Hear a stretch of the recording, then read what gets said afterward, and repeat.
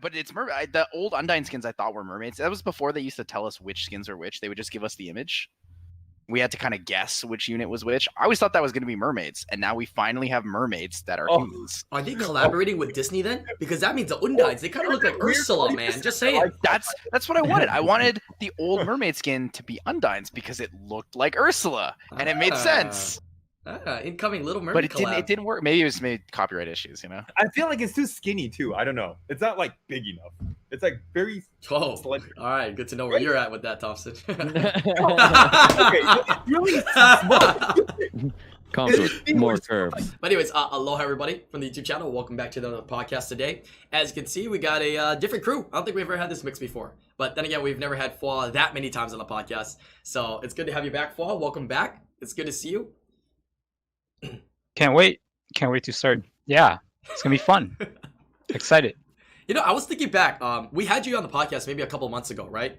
But did we have you on the podcast before, like a long time ago, like before, like you really like were when you were still playing a lot of Summoners War? We did as well, right? Yeah, I think so. Yeah, like 2 or 3 times before right. in the past. Yeah.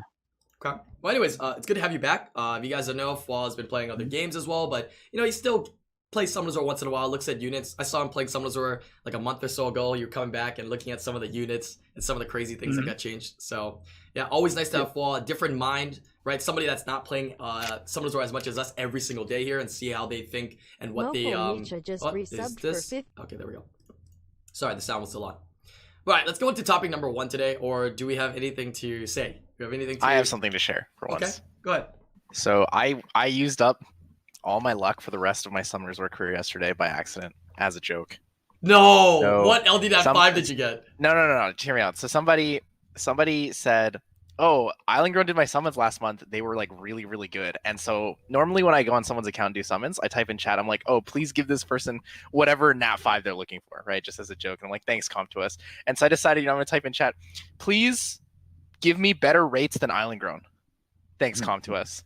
And I got 5 nat 5s and like 120 scrolls, and they were all new. And it was a Daphnis Barb Diana. Whoa. And one of them was stones. Daphnis Barb Diana, Camilla, and Rakan. And I was like, all right, I can never in my life pull a LD nat 5 now. I gave it all away for a meme. Tyler, I could assure you that was just the game, because yesterday I summoned just like 100 mystical scrolls and I got like 5 nat 5s as well. So Actually, yeah, same time. We're same. Time gates. See, I always tell people. I've always told people. Dude, this is a pog. I mean, you can ask my guildie, like my guildies. They saw me summon like boom, boom, boom, boom, boom. Why didn't I pop packs, dude? Yeah. It seems Did you like get anything new or anything useful, or just all ancient crystals?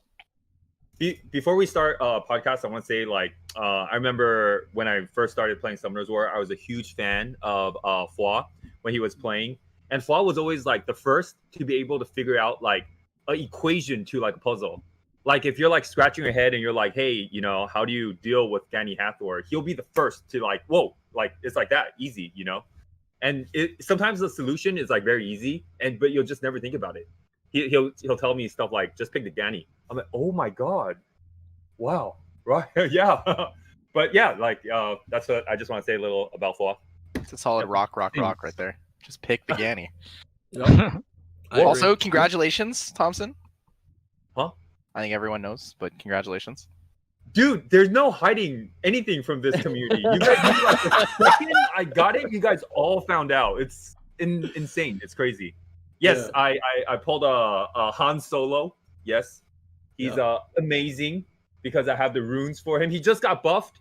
Yeah, so if you missed that fall, Han just got buffed. Like, yeah, big time. I saw. Oh, you saw? I saw. Oh. I mean, yeah, I read a little bit of it. He's crazy. I mean, he's super good. He's like he just nukes. He just kills. Like, right? He just takes 2 turns. Kind of like if you guys want to see it this way, I kind of see it this way because I have, you know, the other LD nat 5. You have the head of Exodia, you have the left arm of Exodia, you have the right arm of Exodia, and then you're just missing like the 2 legs, and then literally Exodia comp, baby. Yes, but no. No, he's kind of like a Sierra that can armor break, like the 2-turn stun, the self attack bar boost, but then the armor break. I mean, of course, like it's interesting, but the way I see it, like a single target damage dealer that can stun, kind of with a speed lead, kind of similar to Sierra. Can't he like kill 2 units like right off the bat? Yes, Right? Like just deletes 2 units. but Sierra kind of couldn't too. You drop a bomb, proc, and then drop another bomb, blow it up. All right, yeah. Yeah, He has a lot of kill confirm, like the skill 3 into something. It's like you can choose to go somewhere else, or you can just kill that unit. Yeah. That's where it's kind of Yeah. scary. Yeah. Oh boy. Yeah. But anyways, I'm excited to see you mess around with that or hear some more about that moving forward because I know you test things. So yeah. He doesn't even need like really Gianna and Nephthys. You can use him with like Daphnis, Fran, and just stuff like that. Let me just say this: an ice cream sundae doesn't need to also come with like sprinkles and like a cherry, and it's still like a chocolate fudge ice cream sundae. You know what I'm saying? So Okay, yes. it's nice with the Nephthys and Gianna. Just say it. Not to anyway, shots fired. Anyways, but all right, let's get into today's topics. Thompson, what's the cooldown on the 3rd skill for 3 Han? turns. What? So 2 Yeah. because passive I because he gets think- attack bar. I mean, like he's kind of like a virgin. No, that was He- 3 he- turns. he's like a murder virgin, if you understand what I mean. He hasn't killed anything yet. So yeah, he hasn't killed his first monster yet. Wow. Yeah, he's a murder virgin. Dude, you could even rune him as like a bruiser, as like a HP crit damage HP bruiser, or like speed. He's crit. a like building like HP type Vanessa. monster. Yeah. Oh yeah, he is an HP type monster. Yes. Yeah. Huh. With a crit awakening. So like, I don't. Sometimes you Nephthys and you skill 2 with Nephthys, and then when you do whatever he does, Han Solo, he kills 2 units. Hmm. Because like the 3rd skill, and then the 2nd skill, and sometimes you violent proc, you get the 1st skill. I don't know. Yeah. I want to see if he let us know though. I want to see if he lives up to his name, Han Solo though. Like Okay. let us know. Let us know if he should get that title or not. That's the only thing I want to know. Okay. Yeah. All right, let's move into the first topic that we have today. We got a couple of fun ones. Some of the later topics should be really interesting as well. But topic number 1, just to kind of warm things up. I think things are actually getting pretty warm already. But first topic here we got is about the new 2A units. What families do you want to see? If you don't know, 2A should be released every 4 months, and it's coming up that time again. End of this month or early next month should be around the time that another 2A gets dropped. What families do you want to see? Last time we just got the Griffins. Do we think there's going to be more than one this time? Is it just going to be one? And what do you want to see? Also for you, Fall, since you played for a long time from the beginning, right? The purpose of the 2As is to come up with units that were used back in the day that are not used now. Kind of revitalize them is the purpose that Comp to us is using those 2As for. So I think the 2A was because of me, because Yeah? I kept pushing it, because I kept talking about how they need to allow like you to increase the base stats of your net 4s and under like units to, because like the higher the rune stats are, the worse lower base stat units get. Like, yeah, the stronger your runes are, the more percentage you get. It just multiplies higher. Like these exact same runes on a net 5 compared to like a net 3, you get like 10k more HP, like 500 more defense, stuff like that. So you want to kind of make other units more playable, Yeah, I agree. So out of I the thought you units wanted that Rauk were to come back. That's why. Because I'll tell you you what, when you could mentioned that, you were like, I want Rauk to come back. yeah. You know what? Yep. Fwa could copyright. One time he came on my York podcast, and he came on this podcast and he was like, "I wish rune removal was for free for RTA, Yeah. and maybe I'll play." And like 1 week later, rune removal free. They Forever. thought about it. They thought about it for R4R, and that's Whoa. huge. Like a lot of us, like I think about it, and I'm like, wow, that's actually so big. Like sometimes I'm like, oh, do I want to reroute for Special League? And I'm like, I probably wouldn't if it wasn't free. Like, cause it's already a hassle of doing it, but it's like I could just do it anytime. This is so good. Do I want to test units? Do I want to have fun and like RTA? Doesn't matter what I rune because it's free. It feels so good. Whatever Fwa wants, Fwa gets. Yeah. Dude, I think that I was actually able to like balance out Hathor and Gani like 2-3 years ago, but they never really like took my suggestions kind of serious. But Can we like go for on me, off tangent? it's always Can been you easy. explain about how to balance Hathor? Yeah. They kind of did what the Light Monkey King to like her 3rd skill is almost exactly like how I wanted Hathor's 3rd skill to be a 1-turn sleep and like 100 attack bar pushback and a slow and reduce it to a 4-turn cooldown and then make Gani be able to ventilate himself too, so that Oberon doesn't get nerfed and Gani's 3rd skill would reset, but it'll only have like a 50% chance to reduce attack bar instead of 100% chance. So this way, he, he's more likely to be forced to use ventilate himself more often than Hathor to at the same time. Stuff like that. But This is why I miss I don't Flaw, know. man. Oh my god. Yeah. But I think nowadays when you look at balancing though, we can kind of look at it differently. Because back then, like when you made that suggestion, they had never like strayed away from making families different. Yeah. But now, like in Yeah. the current era of Summers War, a good example if you followed with like the Pandas when they nerfed Molong skill 2, they nerfed Tianlang skill 2 really hard, right? Yep. But what they ended up doing to bring Tianlang back was they changed his awakening to give his skill 2 more to it, right? The suggestion we've talked about for like the if you change ventilate and stuff like that to not make Oberon suffer is to just change Oberon's awakening, because the resist awakening is like it's okay, but it's not good by any means, right? So if they took that away and gave him an awakening that made his kit stronger in the same way they did with Tianlang, that would keep him in a good place without nerfing him. You're seeing it more and more in every patch where the awakenings are starting to change. Multiple units getting different Yep. awakenings. Narsha's Yeah. gonna awaken to armor break. That'll be pretty Honestly, that would be really cool. She like armor breaks every single turn or something. cool. She'll just be like exactly like a Lauren. Yeah. Or if they made her like a stronger, I don't know. Yeah, Having those unique awakenings has set the precedence. Now that they've done it with the Tianlang, it set the precedence that they can make families more unique instead of just making them all the same and then slightly different with one skill. I agree. So with some of these families, going back to the question here with the 2A units, what do you guys actually want to see from these 2A units? Because some of these Lizard skills that we want to see that can change the meta can come from these 2A units, right? These 2A units are almost like a canvas sometimes to become whatever it is that they want to make. We've seen it with Miho, we've seen it with, you know, a lot of Mina, right? They have these as pretty much a canvas every time to shake up the meta, to change things. So what family though? And what do you want to see? Lizardmen. That's so garbage, dude. They do nothing. So that's a good one.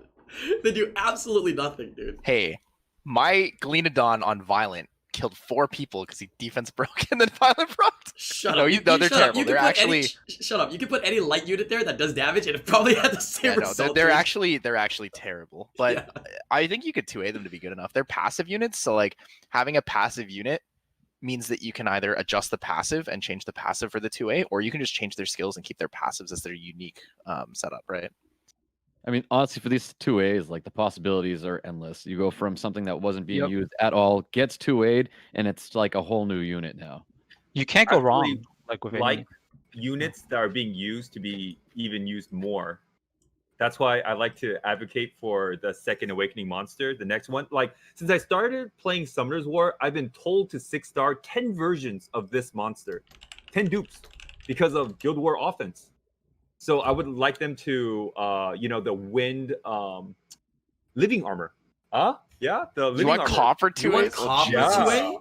Yes, Copper, and all those of them, are so all the strong defense already. monsters are pretty good, like Zinc and all the other ones. It'll be cool if they second awakening those. It'll take a while, because I think Jubagel and not Jubagel, but Jubagel found someone that deciphered the next 2, which is supposedly High Elemental and Hellhound, right? Yeah. I don't know. It's The scary thing with those is that since like living armor, like copper, and of course like high elementals with tectonic shift are already strong, this 2A is nice without even knowing anything, because you know, like Paul said, just more base stats. That's already insane. That just accentuates already those insane, skills yes. that they Kali have. will so- one-shot everything with no effort. Yeah. You'll see terrified. Kali I'm terrified everywhere in for Kali. RTA if she gets a 2A because her base stats will go up so But much. this could be said. They could 2A the Collies and give no attack. You know that, right? They could give it more defensive substats, which would make them more survivable. But that would be Survivable even and wouldn't be worse. OP. I mean, well, I'd rather them be glass cannons, so at least if you outspeed, you can one-shot but I'm them. saying that's probably what they might lean towards, to not be OP, right? Is to not give any attack and go more HP and defense, because the hard thing for them is they don't survive. Like they die in one hit. They're very fragile. However, to counter that, I think it might actually be better to make them not have more attack, right? To give them more tankiness might be better because they already do a lot of damage, so they don't need any more, right? Yeah, now they're in RTA, right? And it's gonna be So like scary. if you 2A those monsters and instead of giving them attack, you give them HP and defense, they're just aren't they stronger than if you gave them attack? Glass cannons aren't going to be as good because they get outclassed by being outsped and outruined, but like really solid bruiser units are not easily outclassed by being outsped. Kali's gonna stat-wise, instantly right? grant herself a turn. Now attack buff. No, instant please. Turn 1 shot. Watch. Yeah. No So more I- mechanics that give extra turns. Please. Two-turn I do have a invincibility. request. I do have a request. I think it's very important. I say on podcasts, and I hope Comtos is listening. I think with every second awakening they come out with, they should sell like the Devilmon packs they did before. Because like when they come out with second awakening monsters, people are pretty much getting 10 monsters they could try out for free. And there's no way you have enough Devilmons for all 10. You know, and there's a lot of people that want to pioneer new stuff and try it out. Like I know IslandGrown was testing out the water roke, whatever the name is. Fuck, dude, Like, don't do it. Hikaru. Don't do You it. don't have to. Don't You don't it. have to spend the Devilmons. You don't have to buy the pack. But for people that want to try pioneer like different builds and new monsters, it'll be kind of cool if they sell like more Devilmons along with the second awakening monsters. How about this? You know? I mean, I'm not an advocate of selling. That's why, you know, like packs. I don't like it. I want things that everybody can get, right? Well, like, what you if they could buy it or you could not buy it? It's your choice, you know. Yeah, but then it's all gonna be like, what about the majority of the population that doesn't buy or very casual? They're not gonna be able to purchase those, right?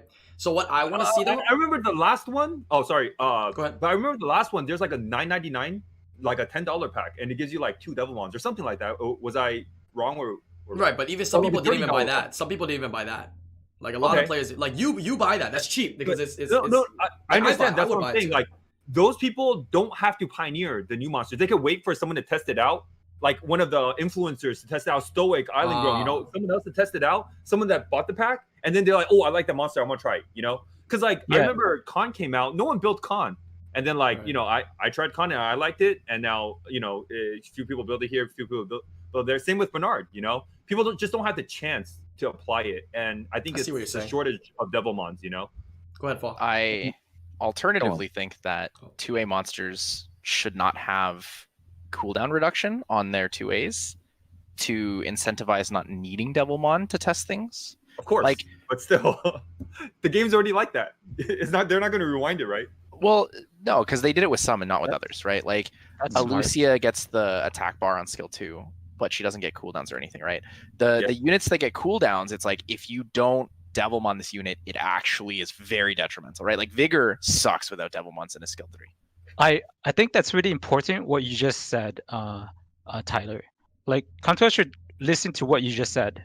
Like they It's should like, listen to that. We already know we don't get a lot of Devilmon, right? Like all of us know we don't get a lot of Devilmon. Even if you buy all the Devilmon packs that come out, you don't get a lot. So to introduce 2As and then introduce new units at the rate they're doing it, it's like they don't want us to try things at their full potential.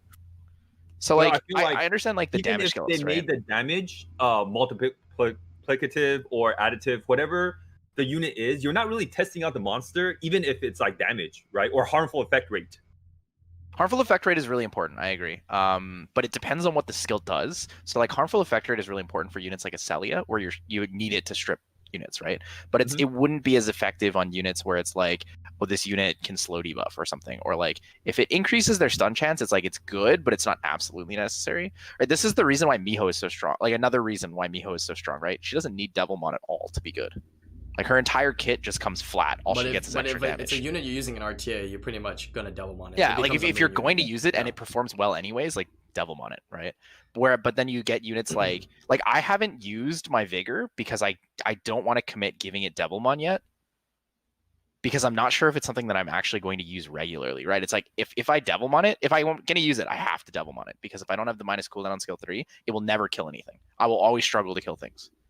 So Well, there's no reason why they can't come out with events like they've done before. Like new Dimensional Hole units come out, new events going to be where they give you back Dimensional Hole energy, but at the same time, maybe it could be working towards a skill up if you play the maximum amount of days of the event, and you get to at least add a skill up to a new 2A or a previous Don't sound 2A. to be greedy, but one skill up is not enough, brother. So It's I not think enough, what I it's what I more think that at would least. be reasonable is like what Stork just said. Having those events like the events we just had recently with like, you know, the fusions and whatnot, and being able to put some skill ups in would be nice.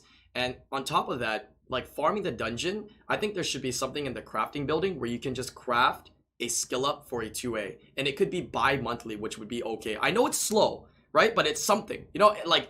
I mean, obviously, we can all sit here and be like, crap, we don't get any Devilmons. Come to us, give us 8 this month, right? It's not feasible. They're not going to do that, right?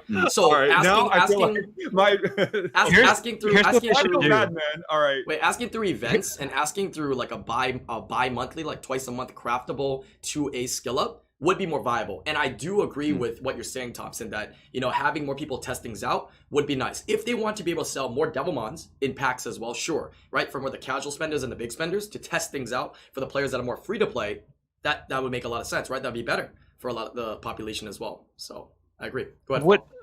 Would 2A Devilmons in RTA shop would be a bad idea? Like we could buy one every 2 weeks, or like It would not be a bad idea. No. Would not be a bad idea, Two- but they It would always be seem cheap. very As long as it's cheap, Yeah. it's okay, right? Yeah, they're always Yeah, very to where- hesitant of dropping it into the shop, though. They said many times that they want to keep things unified. I don't know Cosmetic, why. yeah. Like RTA is like just RTA stuff. You know, Guild Wars has like these things. Arena has these things. They like to keep it separate. I don't know why, but they said they want things more unified. So To tie that in, let's bring back the conversation of weekly missions, right? What There about a we go. weekly mission where it's like Yep. once you've cleared enough Exactly. dimensional hole, you Yep. get a free 2A Devilmon, right? yeah, once a month, maybe at least once a week. I mean, Yeah, or something every like other or week. monthly missions. You know, Yep. like every month if you complete these missions, you get these things. You could introduce an extra Devilmon. You could introduce those extra immemorials that people want. You could introduce a couple reaps, like 2 or 3. You can introduce like all these little things you could bring into the game that would encourage people to play the game every day and to play the game more.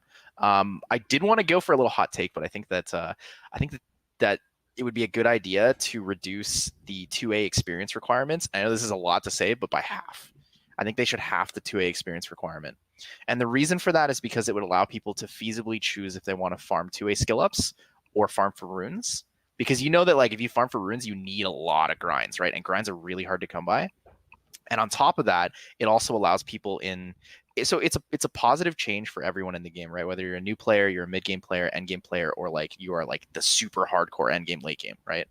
Because it gives you that option. If you don't have the Devilmon, you could be like, all right, I'm gonna forego farming 100 energy worth of Alunia B5 because I want 2 skill ups for my vigor or something, or I want 2 skill ups for my Miho, right? Right. And I think that would allow people to have that choice, and it would also help newer players get their second awakens faster. I Right? think Because it's if you're that's farming level crazy 1 or at all. 2, it takes you I think that's forever to good. get it. Yeah, I like that idea. Go Saying ahead, Storm. half sounds crazy, but I don't think saying half sounds crazy at all. Personally, if I receive a new rune, there's not a chance in hell I'm farming or to get a new 2A. Like I am strictly only looking for grinds and gems to make that rune as viable as possible. And that's why I only have the viable 2As. But there's a lot of other 2As that I'd like to have, maybe a Benad, Spectra. I don't have a Vigor. There's a lot of them that I just can't. But guess what? I can't sacrifice my dimensional hole energy for 2As right now. I am strictly going for grinds and gems. But if- You don't have to if it was Spectra, cheaper okay? and it was easier to get 2As, maybe I would do it. To say half, I think that'd be totally fair. So something reasonable would be like Lucky's saying in the chat as well. I 2%. mean, right now it's 2%. what you call 105 dimensional energy, right, to make a 2A, I believe. If they make it a flat 100, that's a first step for the first one. And I think what would be cool is that of course you still got to skill up the units to 2A. It's such right? a negligible change, though.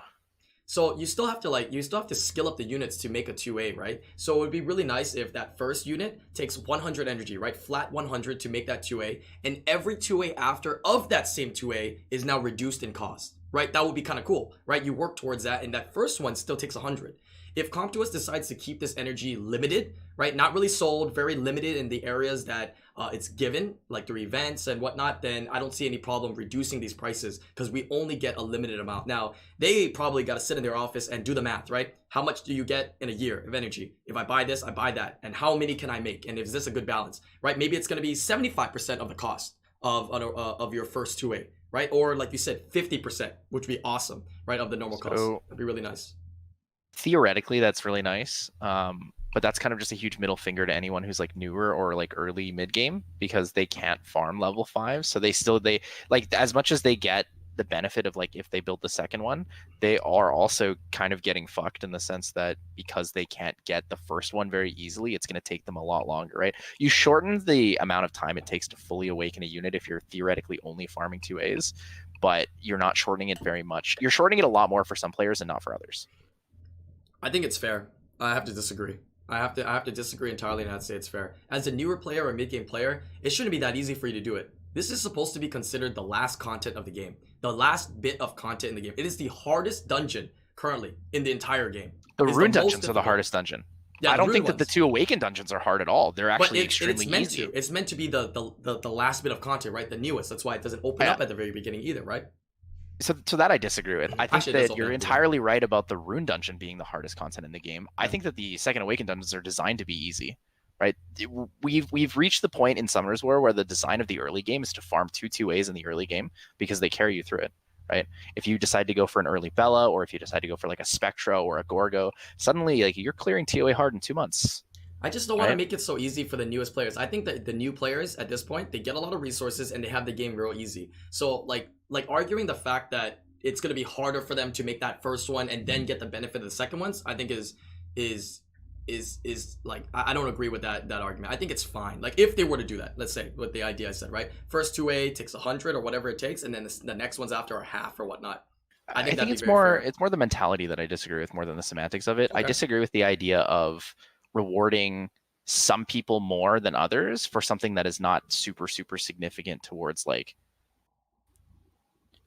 the end game PvP setup. Like those extra skill ups, like if we can get them as end game players faster, like why can't we just also like help early game players get the unit to start with?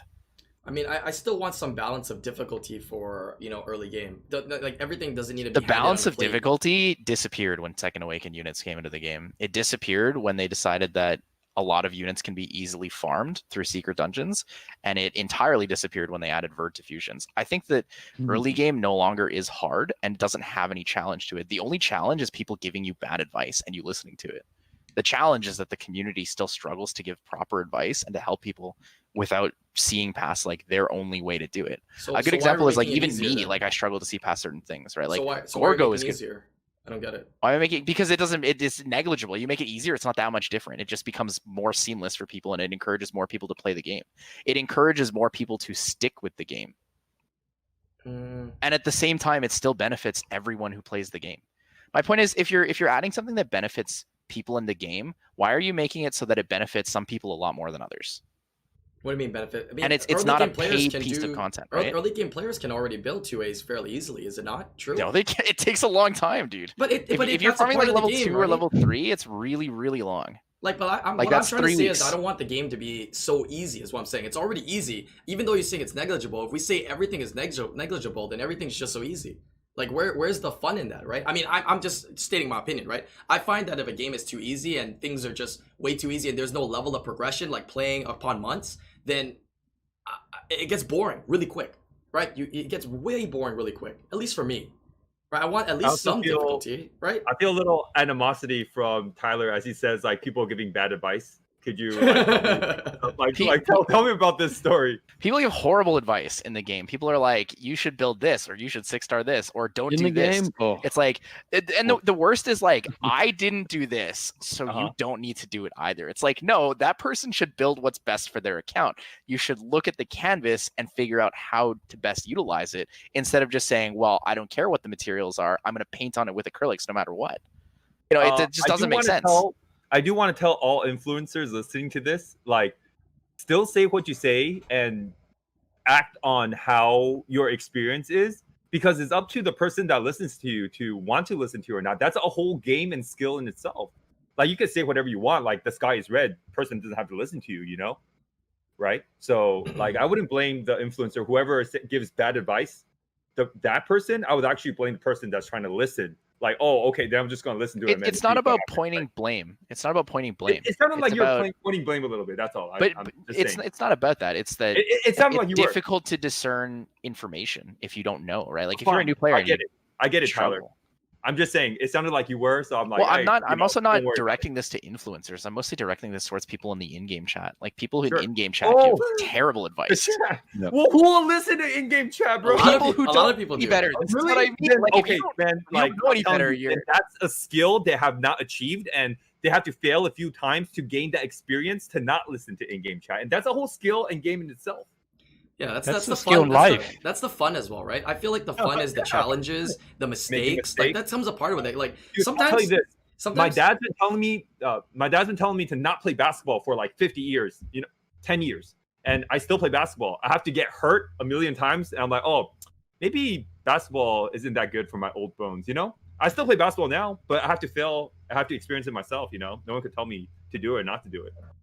Okay, so with that whole like that part of the fun is failing and achieving. I don't disagree with that. I think that that is a pretty significant factor. Everyone has to go through their own journey and figure out and fail to get where they want to be. However, I do think that it's kind of a nice thing to do to make it a little bit less punishing. There is like zero punishment in Summoners War. We talk about it all the time. Right now, you playing Summoners War is literally the easiest thing ever, bro. Yeah, you can compare this game to any other mobile game out there, and I think you have a walk in the park to mid game, man. Out of any other Not game. even mobile games, dude. When I'm So having literally a hold your hand to the middle, man, in terms of what they give you. It's pretty insane. when I I'm don't have having a sympathy stressful for day, people I who don't cannot choose play to educate LOL. themselves. No What's that? sympathy for anybody who chooses not to educate themselves. Yeah. So watch your YouTube, jump on Twitch if you want to. Wait. ask Be the careful right with the watch questions, YouTube though, because they educate get yourself. like 3-year-old videos, and they're like, oh, I heard we gotta build 3 imps. I'm on my way to building 3 imps for GB10. Triple tack. The triple target. Yeah. I don't know if I would say no sympathy for people who. It's not necessarily like people choose not to educate themselves, and sometimes they do. Like 100%. Some people just choose to be ignorant, right? But there are a lot of people who are just given wrong information and just trust those people because, like, what else are you gonna do? Are you just gonna be super like? Are you gonna never trust anyone for your entire life and just be? Well, so this is like that same thing. Like if you jump off a bridge because they said it was a good idea, you jump off the bridge because it was a good idea. You're going to educate yourself and realize it's going to hurt. Yeah. It's more difficult when you apply that like logic to like games and stuff because you don't know what's good and what's bad, right? Like in life, it's a lot easier to say, okay, that's going to hurt me. That is bad, right? I am going to die. That is bad. Like it's very black and white in that sense. But when you're talking about like game progression, there's no like there's not a real life punishment aspect to it, so you don't really feel like you feel like you can trust people a lot more in that sense. Yeah. So the reason why I stated the have fun and make mistakes and whatnot is because I've started some games sometimes. This is personal opinion, by the way, but when I start some games sometimes, I notice that I try to what do I do with this resource? What do I do with this? What am I supposed to do? I don't want to make an inefficient mistake. When sometimes you just kind of have to let yourself go and kind of just play the game. You know what I mean? Kind of just play the game and enjoy it, because sometimes you lose that fun or the enjoyment of why you're even playing the game to begin with, right? And you're just taking it down like homework and work, and then it just doesn't feel fun anymore. And I see that happens to myself. I don't know if it's the same for everybody else, but it happens to me. So that's why I want to say that. So players out there, don't forget, it's a game. Make sure you're having some fun as well, right? Make sure you're having fun as well. I know Flaw is one of those players, like he loves making mistakes and he loves trying like weird different stuff. Like he was like saying this was good before anyone uses it, or that is a counter before anyone counters it. And he failed a lot, but it's still amazing, like the stuff he comes up with, and some of the stuff Stoic does as well. And Tyler, you and your little Trevor shenanigans and Raysville. So yeah, like we all failed a lot, and I'm pretty sure you were telling other people to build Trevor, right? And it's not like you should listen to Tyler or you should listen to Tyler, but yeah. Okay, kind of closing out this topic here on 2A units. I think we gave some good suggestions, right? Even the suggestions of like 50% and making it easier, right? The general thought process is, hey, let's make it easier to get these skill ups. Let's make it easier to 2A so people can test units. That's the main gist of it. However they want to do it, through dailies, weeklies, events or whatnot, shops, right? Totally up to Comp2us to figure that out. That's on them. Just but it looks give us more shit. Just give us a lot of more shit. Yeah, lots of shit. Yeah. I do want to say this. I mean, just kidding. Regardless of what IslandGrown, Stoic, or Tyler said about the Devilmons, just sell Devilmon packs. I'll buy it because I feel I'll tell you, like, or let me tell you where I'm coming from. Like, I feel like the stuff you guys are asking for is too meager. Like, I'm not gonna do anything with 1 free Devilmon or 2 free Devilmon or event. Okay. I mean, like, sell us Devilmon for $10. That's the strat. Dude, and everyone will be happy. We're talking about like 10 new monsters at least, or 15 or however Second Awakening. What Thompson is saying is there are players like him and other people that are willing to dish out the money to buy packs to test them out and let you know if they're good or not. That's what you're saying, right? You don't mind buying packs and Devilmons. Just come out with a pack. Be your choice. You want to buy or not? Freedom of choice.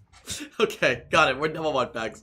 So I mean, there's been a lot of packs with Devilmons recently since the beginning of the year to now. Almost everything has been having Devilmon. More. You want more? Okay, more. Got it. Noted. More. Got it. All right, moving on to topic number 2 here. But go ahead. Go ahead. You can finish off. So I got a few skills that I wouldn't mind like seeing in this game. That's like especially for like the 2A. Like for example, like I think it'll be nice to have like a mini. What's the light polo queen's name? So like like a 3-turn cooldown where where you give 50% attack bar to one of your units and it's AoE one turn cooldown reduction instead of 2 turns. Kind of like math, except like it's 100% attack bar to one of your They units. have that instead of- already. So what you're saying is second awaken math. Yeah. Ah, 2A math. Wait, I was thinking about Frigate, but okay. All right, map works too. Oh yeah, Frigate. Frigate's what, like 4-turn cooldown, or is it 5-turn cooldown? Oh, 4. I think 4. Sports turn. Yeah, I want like a 3-turn cooldown. Math. That'd be math. Yep, just like Yeah. math, except like a 100% attack bar I booster. actually built math for special league. So- Mm. So like there's like another skill, like one of my favorite units in Calabria, like it's he has a passive where the more crit damage that you build in this unit, the more damage that he gives to the rest of your team. So like for example, What the- 60% crit damage to that unit gives you 5% extra damage to your entire team. So you have to stack crit damage. So like if you have 120 crit damage on this unit, then you do 10% more damage overall for your entire team. Huh. Yeah, something like Great that. idea. Yeah. That's an interesting concept. Basing on your stats on your particular unit, you give other stats or more damage, or maybe even damage reduction can be an idea too to your allies. Yeah. Interesting. Yeah, Yes, I love Aureus buff. Yeah, the more defense Shut that- up, dude. Like Yeah, the more you're defense right. that unit It's has, Aureus. the more damage reduction overall. Maybe like a Darien with like a multiplier for the damage reduction. I don't know. That'd be cool for Darien. That's Yeah, I like that's that. currently the issue that E7's going through right now. Probably not crit Mm. damage, probably resistance, right? The more resistance you have, the more. Or the more defense or HP, whatever. Oh yeah. That would be a nice 2-way for Darien, don't you think? He Yeah. already has damage Oh. reduction. What if he gives like boost resistance, boost awesome. stats? Wait, I like I want to that. see Jubel as 2A. He would be a sick unit. Bell. the dark vagabond, right? Yeah. He has a speed awaken too, right? They all armor break, so it's already Yeah. good. Yeah. Armor break, and then he provokes into like a provoke lock. Because when he gets hit, he lowers cooldowns too. Yeah, and That's his he's a fun unit. his multipliers are pretty good. Like even the S1s, they do damage. Yeah, his like, his base there's a stats just defense aren't for that it. strong. Yeah, I think last year they buffed them or something like that. I don't remember. Yeah, the vagabonds. Huh? What were you They saying? buffed Paul? the passive. They gave him 5% more damage mitigation Something like that. Yeah. on Darien. Mm. So I have a suggestion for 2A Konamiya. Make his second skill be the exact same skill, but with a 25% chance to make his second skill the cooldown not go down. So if he so like I mean no maybe like a 20% chance Spirit's for breath. his, I'm reading That's that what it shit is. on That's Violent. what it is, Ryan. I'm reading that shit on Violent. Yeah, you're right, Tyler. I'm reading that That shit is on so Violent, cool. dude. So you're saying you want Swift Konamiya that violent Mhm. that can almost violent Yo, almost. that will be a 20-star god. So I you love violent it. or you run him on violent and then he skill 2s and then skill 2s again. I don't know, man. Yeah. I think with the second awakening, I'll That'd be still run out crazy. Swift, but it's still pretty cool. Yeah, the S3 heals a little bit more. And cleanses, of course. Oh, S3 will give attack bar. 100%. You know what's gonna happen if they 2-way the Garudas though? It's probably just gonna be a mechanic that'll let you overfill or something like that, so that you just like guaranteed or something like that. You Like just need overfill attack stats bar. for the Garuda. You just need stats. Oh, you know what it is? Greater attack buff. Yo, Tyler, we're relating this too Stop. much to E7. Stop. Too much E7. Every time Greater somebody attack says buff. something about a buff to a 2A unit, I'm like, E7 has that, and that's already a problem. Greater Stop. attack buff. It gives you more Okay. attack than a regular attack buff. That's what they Fine, do. fine. Oh We're gonna my- go over. I was gonna do it. but We're going Do over. it. Yeah, The super damage sharing attack. effect, glorious, and that is already something that is a problem in Epic 7. In Epic 7, all the tank units and all the knight units, because you can run artifacts that reduce damage. So you have one that's like damage share, you take damage for your allies. You have one that reduces damage if they crit. So like those two put together are literally the issue with the game that has Ooh. made it so people don't cleave anymore in high ranks. People literally just out tank each other, and it's ridiculous, right? And then greater attack buff, it's like, okay, so you get a 50% attack buff, and greater attack buff makes it 75 instead. So like before, when you could almost one-shot the tank, now you can just one-shot anything that's not hard tank. Did you notice that how the meta of games evolve? They always get that early like stages of their game, like PvP. They have that tank meta. Like every game has that tank meta, and then it slowly shifts to speed meta, and then it kind of just like it's really speed meta interesting. first usually. Yeah, speed and then tank and then speed. It's just kind of like tank, control. bruiser, speed, and then it Yeah. like levels out somewhere. It's very interesting. Right. I mean, I think it's on purpose as well. It's a problem, but it's on purpose as well to have, meta changes, right? Things that are different. So, but yeah, I know I've heard about that problem. So I'm taking the playtesters for Summoners War are better than the playtesters for E7. No, they're both just as bad. Wow. Neither of them QA their game very well, is what I'm saying. I think Marshall got nerfed. Ooh. Well, the problem is they QA the game. I feel like they QA the game to a really, really low level. Like if they QA the game, they QA it to like Conk 1, right? And they don't consider that like when you have really good runes. Like I don't have good runes. I'm like Guardian 1 barely, right? So like when I think something's broken because I can use it really easily, I can't imagine putting it on your account and just being like, this unit's insane. Like I put that on your account. That unit's 125% efficient, and it just murders everything. And it's probably on violent too, right? Mm-hmm. So like I said before, Comp just needs a brain trust. They need a brain trust and like give I out get it. these accounts with great rune quality to like certain people that they can trust to actually play the accounts. Yeah, which we're gonna Limited get into time. some interesting I'm stuff so talking excited about for that. that. Yeah, where we can talk about that. All right, let's move into topic number 2 here. Yeah, topic number 3. Hold that thought, Stoic. It's gonna be interesting. I'm excited for topic number 3.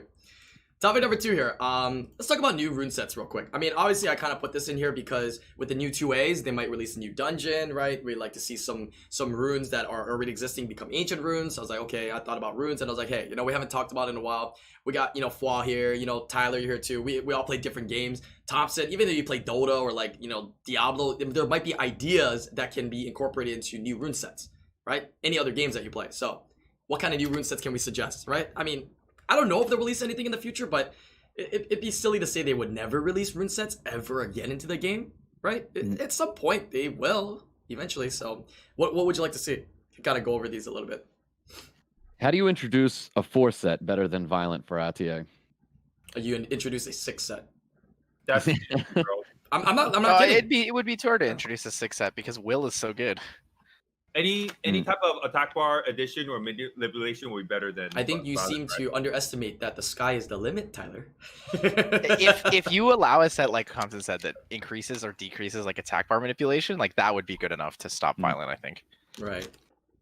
So like if attack bar boost got like a Masha passive built into it or something like on that rune set, like oh baby. Right, because some units don't have to be on Will, right? That's where the 6 set will shine. And if the 6 set does things that accentuates your team, then that's gonna be even better, right? Because we know Will is definitely very dominant. What about 3 set runes though? That'd be weird. See, because now that you said Will, 3 set runes is kind of strict. Oh my god. Did he just? Oh. Did you just vacuum during the? did this guy just vacuum during my podcast? No, yes, but still. Were there seaweed crumbles? Yeah. Okay. So there's something that I've been wanting for like the past like 4 years in Summer's War, and it might break the game. I'm not sure, but like I always wanted vampire set to be 2 sets and 6 sets. So like a 2 set would be instead of like because 4 set it's 35%, 35% drain, right? So 2 set make it 10% drain, and then like a 6 set would be 35% drain and 50% damage that you do would become a shield to your team. Maybe something like that. I don't know, something like that. Wait, so you want a that'd be 2, 4, awesome. and 2 set and a 4 set, right? Is what you're saying? What's that? You said a 2 set for vampire and a 4 set for vampire. Is that what you said? So he wants it a 2 set and a 6 set bonus. Oh, and the 6 set is the bonus. shield bonus. Is it you said? Yeah. Ah. 50% of your damage becomes a shield to your team with the 6 set. I mean, 2 yeah, set is 10%. I like that. Yeah. It could be 15 too, because 15 and it goes to 30. Is it 30 or 35? It's 35. It's okay. I think it's too broken if it's 15 for Okay. 2 set. So like a 10% for 2 set would be fair. I Interesting. think. I like that because that doesn't totally add a new rune set in. It kind of accentuates a existing rune set, which I kind of like. I think that's what Summoners War have to do. When you break the laws of a game, your creativity could run rampant. So let's just imagine you have 6 guard sets and then you could ignore defense. Oh, that'd be cool, right? So a while back, we used to talk about how we would adjust fatal sets and stuff like that to make them better, right? It's kind of in line with what Fwa was saying, but I was thinking, what if we added 4 set bonuses for the 2 set runes? Like, you know how like you can run double will and you get 2 turns of immunity, right? What if you ran double will and it gave you 2 turns of immunity and something? like something small. But if it incentivized using multiple 2-sets. Right, like what if you ran like double focus or something? Like you ran like double focus will, or you ran like double revenge will. Like I know this is dangerous because double revenge and triple revenge are very scary right now with third existence. But the concept exists, right? Like what if double nemesis was better than just 2 nemesis sets? What if it was 2 nemesis sets and something else, but like a tiny little bit, right? Or like double blade instead of 24% crit was like 30% crit, right? If you had 2 sets of it, it gave you 6% extra. I got it. No. The way that they solve that is when you do the double set, they give 8% more. That seems to be the sweet ass number right there. 8% more. You're a fucking memer. So you get like 20% accuracy and 20% accuracy. Now you get 48% because 8% is the magic number, right? That, right? Because of the fire demon buff. He's just memeing right now. Yeah, so the fire demon buff was 8% damage. It's just 8% damage, nothing else. Okay, but I like this idea. I do like this. What can it be? The revenge one is a problem. The revenge set. Any other set is okay. Maybe Nemesis might be a problem. We don't have to do revenge. We can just start off with the basic ones that give stats like energy, guard, focus. Like what can we suggest for those? Speaking of which, I also want focus. They can make like 2 sets worth 1 set only. So you just need like 1 guard rune and you get that stats. What? That would be pretty OP for Swift broken units, I think. Like your Swift broken units would be nuts. Yeah. Just 1 rune. Think about how strong your units. Okay, like imagine you have a Swift broken unit with 1 focus rune and 1 will rune. Then what? Or 1 focus rune and 1 energy rune or something. It's like break the laws to be creative. But it takes away the value of the fight and enhanced sets, right, and stuff like that. Because like if you were to say you get that stat, those sets you'd have to have the full sets to get it for everybody. Can we just buff fight and enhance runes? Yeah. I know we buffed them in the past. Can we buff them again? Let's talk about the focus energy guard. What do you want as a bonus? What's the bad thing about what Thompson just said about like making each rune become like a 1 set or whatever? Like, what would be bad about that? The only problem would be like revenge. I guess if you stack like 6 revenge, that's kind of crazy, right? But then like you know, like it's not gonna be different from what you have now, right? 6 revenge. Oh wait, you're just taking 2 sets away and just doing 1 set per rune. So okay, are you only doing it with sets that give stats, or are you doing it with all 2 sets? Only sets that does stats. Yeah, like okay. I think that's okay. But my issue was like, what if you had a Swift unit with 1 revenge rune and 1 nemesis rune? Like that could actually be a really big issue. You know, it'd be funny. But if it's only stats, I think it's okay. Like, cause if you're talking about other sets, man, that'd be kind of weird. You know, like you're runing up a unit on like Swift, and you're like, fuck it, let me go broken vial, 5% chance violent. You know, just the stats one will be pretty cool. So if it's a 1 piece, do you think it should be less than half? Like for example, like a 1 piece focus would be like 7%, for example. Do you think that would be okay? Or it counts as like 25 for 1, and then the next one is like half. I don't know. We'll have to figure it out for them. Yeah. I just don't want to say 8% because I don't want to make. I want people to not take me seriously. You know? 8 was actually the right number. If I say 8%, people are gonna meme it. If I say 7%, then people are gonna question it and think about it. We see why it's 8%. So for HP, it'll be like 6% for 1, and then it'll be 15% for 2, right? And then for accuracy or resistance, it'll be 8, right? Yeah, it'll be 8, and then 20 for 2. It'll be 8 for 1 piece, and then 20 for 2 piece, right? That's not broken. That's not breaking the game. I think it just opens more. Yeah, I mean, it just opens more creativity, more just more options. Formula-wise, it makes sense too, right? Because it's double the set plus a half is what it comes down to. I like options, but my problem is a lot of people play this game, and you guys might have tried it on your own account as well, and they're like, oh my god, my bomb hasn't been landing, but it's like they have 60% accuracy or 68% accuracy, you know, or like they're like, oh my god, why doesn't it crit? It's like it didn't crit because you have 60% accuracy or 50% accuracy. Like to do this, maybe the game will be more consistent. That's what I'm hoping. You know, people will have like 85% Sierras. You know, they could do like will focus violent, something like that. But what about what Paytona said in chat? What if stacking double focus meant you ignored the innate resistant units? Oh, so like if you ran like a double focus Thor, you just ignore resist. You see that? I knew Thompson would say that. You see that? He's like, ignore resistance? Probably not, because I have Nefties, and you know I don't want anybody else to have that experience. You know. Oh, fine. Yes, then, yes, do it. I see. advocate for that. I knew it. It doesn't matter what I feel. I'm messing with you, bro. I'm messing Wow. with you. Okay, so let's get back to the idea that we're talking about with bonus sets, right? So what if we double focus? What kind of bonus should we get then? Right? Like we're using 4 sets of focus now, because like we said, like Tyler said, what if we go focus will? Is there going to be a benefit? Is there going to be stronger that way? Quad energy will. Like what's the extra I know this bonus? is crazy, but like what if resistance added to your innate resistance, like endure runes added to your innate resist, instead of giving you 20% resist, it just gave you 10% more innate resistance? Would that be too crazy? So you change your challenge from 15 to 25. Would it be enough to make it worth using is the question. How many sets? I mean, like a 4 set you're talking about, or a 2 set? No, I just changed the of 2 set resistance? on it, on endure. That's too fucking broken. Oh, It's pretty that's too strong. broken. It's a lot. Increasing the innate resist. 10% into the innate is pretty strong, man. Once you start makes adding me guaranteed cringe. stuff, yeah, it's a lot. Yeah, we ain't landing As much shit. as I want to see resistance become a thing. Yeah, it's gonna all It be doesn't units feel that do like a thing. damage. We're not gonna have any units with debuffs anymore. In And then the I was game. thinking, so if you had that, plus you had like focus reduces innate resist by like 5%. Hmm. I don't know. Like again, we could talk about like the double bonuses, right? Like if you ran double focus, it reduces innate resist by like 5% or something, right? Because What? if you wanna buff 2 sets to be used as 4 pieces, you have to make them better than violent or on par with violent or close, right? Because if you don't make them close, there's literally no point. I got it.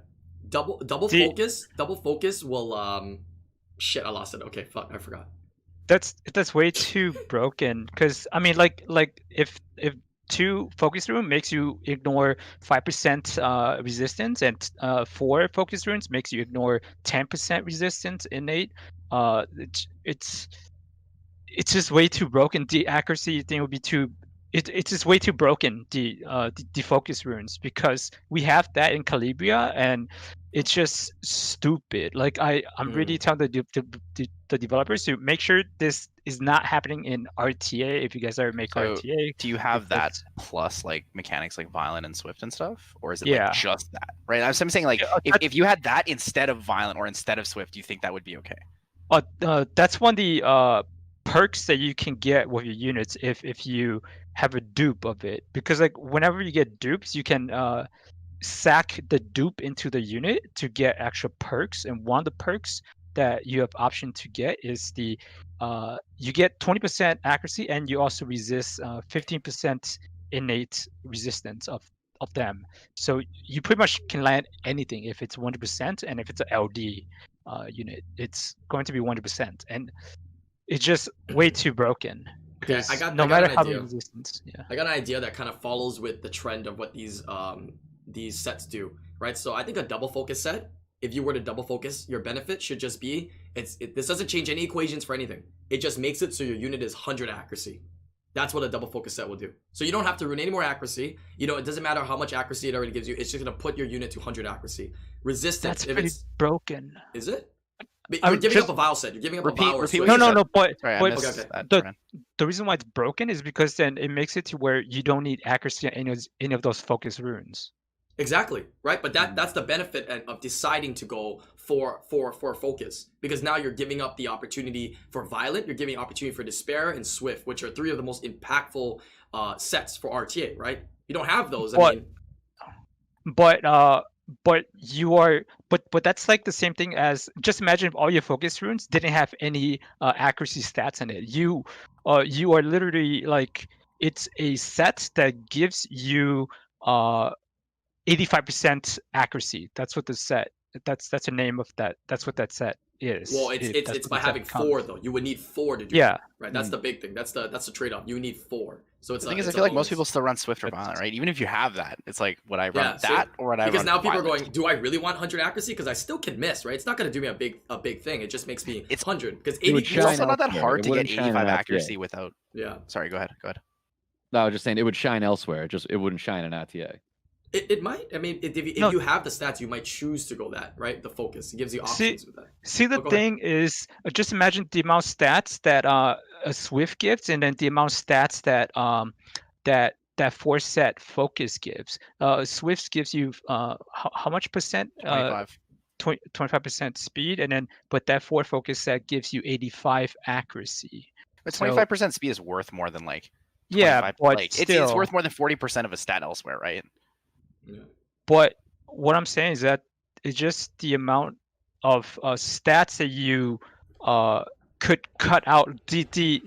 The min-maxing efficiency Mhm. of your runes would be insane if that was the case with the focus runes. I think because that's a fair point to say.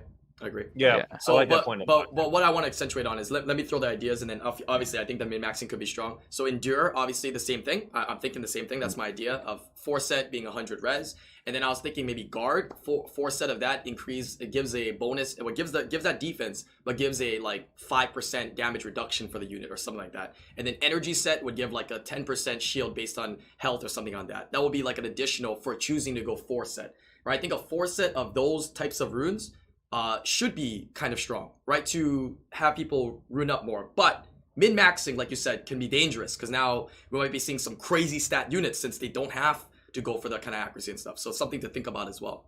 But just to throw that idea on the board of using 4 guard, 4 focus, 4 endure. I think it's my thought process. the only like dangerous thing is like when the reason that Brian brings this up and it's relevant is because right now it's very easy to run 85% accuracy on units on violent or swift and still give them a lot of stats. Right, because gems and grindstones exist, you can just get a shit ton of stats, right? So foregoing the set bonuses for like accuracy to make a unit really tanky doesn't actually seem like such a bad idea because you're removing either 25% speed, which is really hard to make up with rune substats, or you're foregoing a violent set, which is an inherent chance to counter despair runes and an inherent chance to just change the entire like tempo of a match, right? Right. So, and also let's keep in mind that a lot of times when we're talking about now that the idea of min-maxing runes, you're not gonna have that crazy focus runes. You don't re-app your focus. You don't re-app your guard, right? But your vile runes, you probably Some got some people good do. ones. Think about this for a second. You might have one set. You might have one set though. What we're suggesting is the possibility to make rune sets good enough that you're re-apping things that are not violent will swift despair. Think about that for a second. But True, I but guess. the outcome at the end, like there's just so many more stats that you can actually have with like it needs to be something else besides like giving the unit 100% accuracy, because that's so many stats that they're getting with 4 set. They're getting 85% accuracy instead of 40%. Well, let's Honestly, see. I think 85 is too much. But I think Yeah. the point of the discussion is like, Yep. what if we made Yep. these? We're trying to make these runes good enough, right? Yep. And I think we're all like kind of spewing out things that are just like, Right. it pops into our head as an idea and we're talking about it. Mhm. Yeah, what could be better than violent runes? Yeah, That's- it's Right, really right. hard to think about Yep. what could be better than violent runes, right? Like, What about the garden, the energy set? They said the shield and like a damage reduction, or I saw someone in chat say defense buff or something like that. defense buff would be way too overpowered yeah. compared to everything else. Defense buff is 70%. It's like Oh, it's one the turn. strongest buff in the game. One turn. Just It's the to start. strongest one-turn mitigation buff in the game. Well, I mean, if you're a turn 2 player, right? It's nice to have a 4. You remember now, you're giving up a 4 set, right? It's a 4 set guard that you have on a unit to go for turn 2 that has defense buff, right? So it's a I deal think like those- that.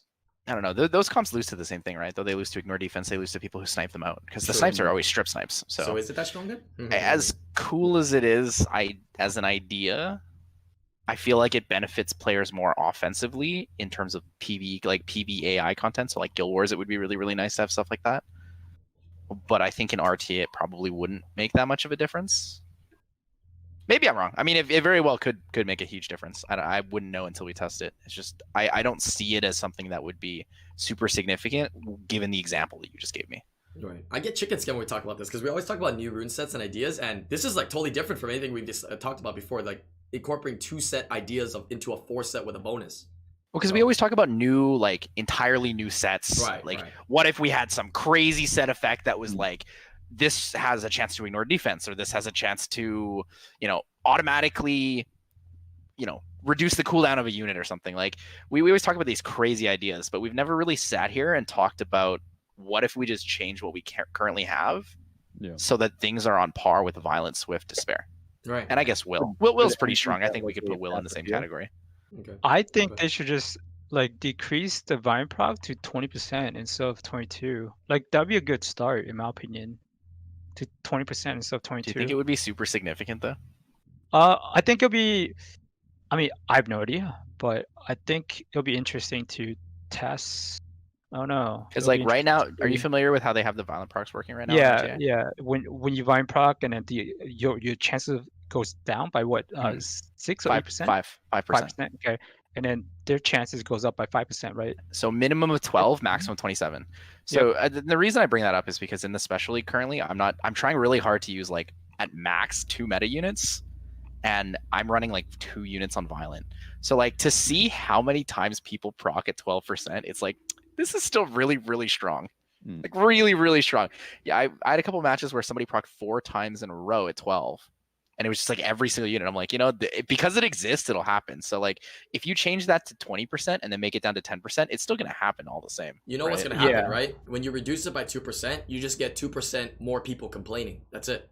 No, you get 98% more people complaining. That's literally all you get, to be honest. But yeah, it's I would like to see more sets that are viable, right, to counteract violent sets. I think the bottom end for violent proc should actually go lower. I was gonna say, what if they dropped it to 10%? So it's like you're proccing. What if they dropped it to? What if they dropped it to 2%? 10. You know what I mean? Like it's that you've procced so many times, you're down to a 10% now for proccing so much. I want everyone's opinion on this. I like because that. you guys all play it at a pretty good level. Fwa and Thompson have played at the absolute highest. They should go down to like 8%. I'm thinking, what if you can go down to 2%? Yeah, we said 2. Just go down to 2. Would it be so terrible if you could actually drop someone's vial proc chance to 2%? Yeah, I think that would be fine. I mean, it feels like it'd be fine. The cap should still be 27, by the way. But cap should still be 27. The drop, I mostly want Thompson's opinion because I know he runs a lot of alone units on number violent. more than 27. Do you think it would be too punishing if your violent proc chance could go down to 2%? Fuck, if it goes 2% and somebody actually procs though, you'll be fucking tilted, dude. You'll be so tilted if you see a 2% proc, dude. No, I don't know, man. I'd be so tilted if I saw 2%, dude. What do you think, Thompson? I guess we have to test it out, man. Yeah. Would you be willing to try it though in a special league? Yeah, why not?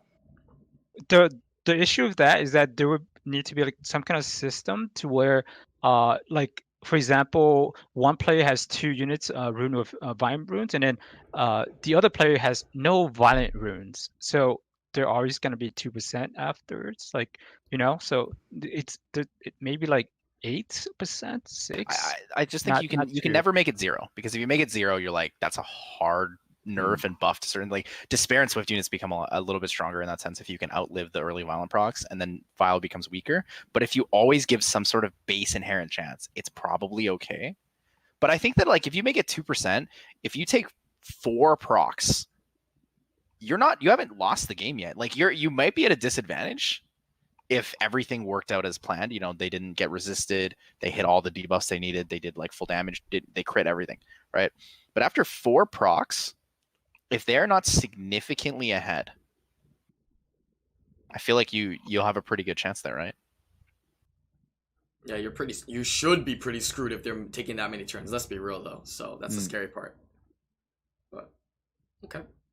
Interesting. Any other rune things? I mean, even if you leave it at 7%, right? Like we could test 7%, we could test 2%, right? We could try all these different things and see how they work. But I think that like with the amount of attack bar manipulation and attack bar gain in the game currently, I feel like 12% is really accentuated by the fact that we have lots of units in meta that give speed buff, and we have lots of units that give attack bar, and we utilize a lot of attack bar mechanics, right? We utilize Beast Riders, we utilize Ragdoll, we utilize Ferd, we utilize Bastet in some cases, we utilize Vigor, speed buff, and stuff like that. Some people utilize Escher as well, speed buff attack bar, right? We have a lot of attack bar manipulation and just tempo changing shifts in the game that maybe it wouldn't be so bad if we adjusted the violent proc chance to deal with that, right? Like in the past, we didn't really use that much attack bar manipulation. We rarely used slow debuff unless it was like a Rika. We rarely used speed buff, right? Like how many people used speed buff regular in RTA?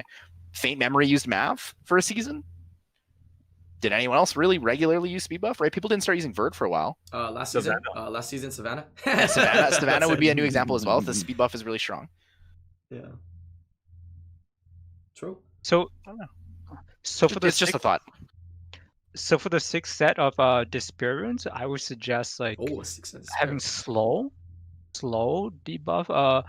If like a Brutal. 25% chance of slow, or 15% chance. Ada's debuff ran slow. Despair broken in the first place. Just Ada on a 6-set Despair. I feel like Despair Gross. Revenge is so much stronger still, right? Yeah, Despair Revenge is pretty strong. So Despair Revenge is really hard to beat. Despair Revenge is really good because if you Revenge Despair stun somebody, you actually deny their violent proc chance. Hmm. And it's a mechanic a lot of people don't talk about, but it's actually pretty good, which is a big reason why Despair Revenge and Tears was so good too. right, and that's why Despair is still, the set itself is still so strong because of the fact that it doesn't go through res check. It doesn't accuracy res check. It's 25, right? You flip that dice, that whatever it is, that 4-sided coin. Okay, I don't think there's such a thing, but you know what I mean, right? It's A 4-sided Shut up! coin. I'm just trying to convey my message. Shut up. A 1d4 in chat, please. But yeah, 25% chance if it goes, it's gonna stun. It don't care about your accuracy resistance. It does not care about your accuracy resistance. So if there is a 6-set Despair, I mean, better be something really good, right? You're giving up will, you're giving up revenge. So yeah. So in Calabria, it's pretty crazy because they have a Okay. 4-set Despair. I mean, they have a 6-set Despair, a 6-set Violent Rune too. The 6-set Violent Rune, you get 8% more. So you get 28% chance to Violent proc instead of the 4-set of 22. So you get 6% more. For the Despair runes, there's they get their attack bar reduced by like, oh, it's fucking crazy. It's 50% if there weren't 6 set of Despair, and that's able to compete with Violent runes if that's the case. So it's a but- stun I mean, and a chance to reduce attack bar? yeah. That's a Yep. huge attack bar. Whoa. Yeah. Too. Wait, Right now it's not working, and it shouldn't work because that's pretty broken in my opinion. But that's what does it says attack in the bar description. work similarly to Summoner's War in the sense of like overfill and tick rate and stuff? Not at all. No. Okay, because I think that's a significant factor to Summoner's War that's very unique. Summoner's War has such a unique and well-developed attack bar and tick rate system compared to like every other game we've played. Like no other game has even come close to having such a strong, well-built mechanic in terms of like the attack bar.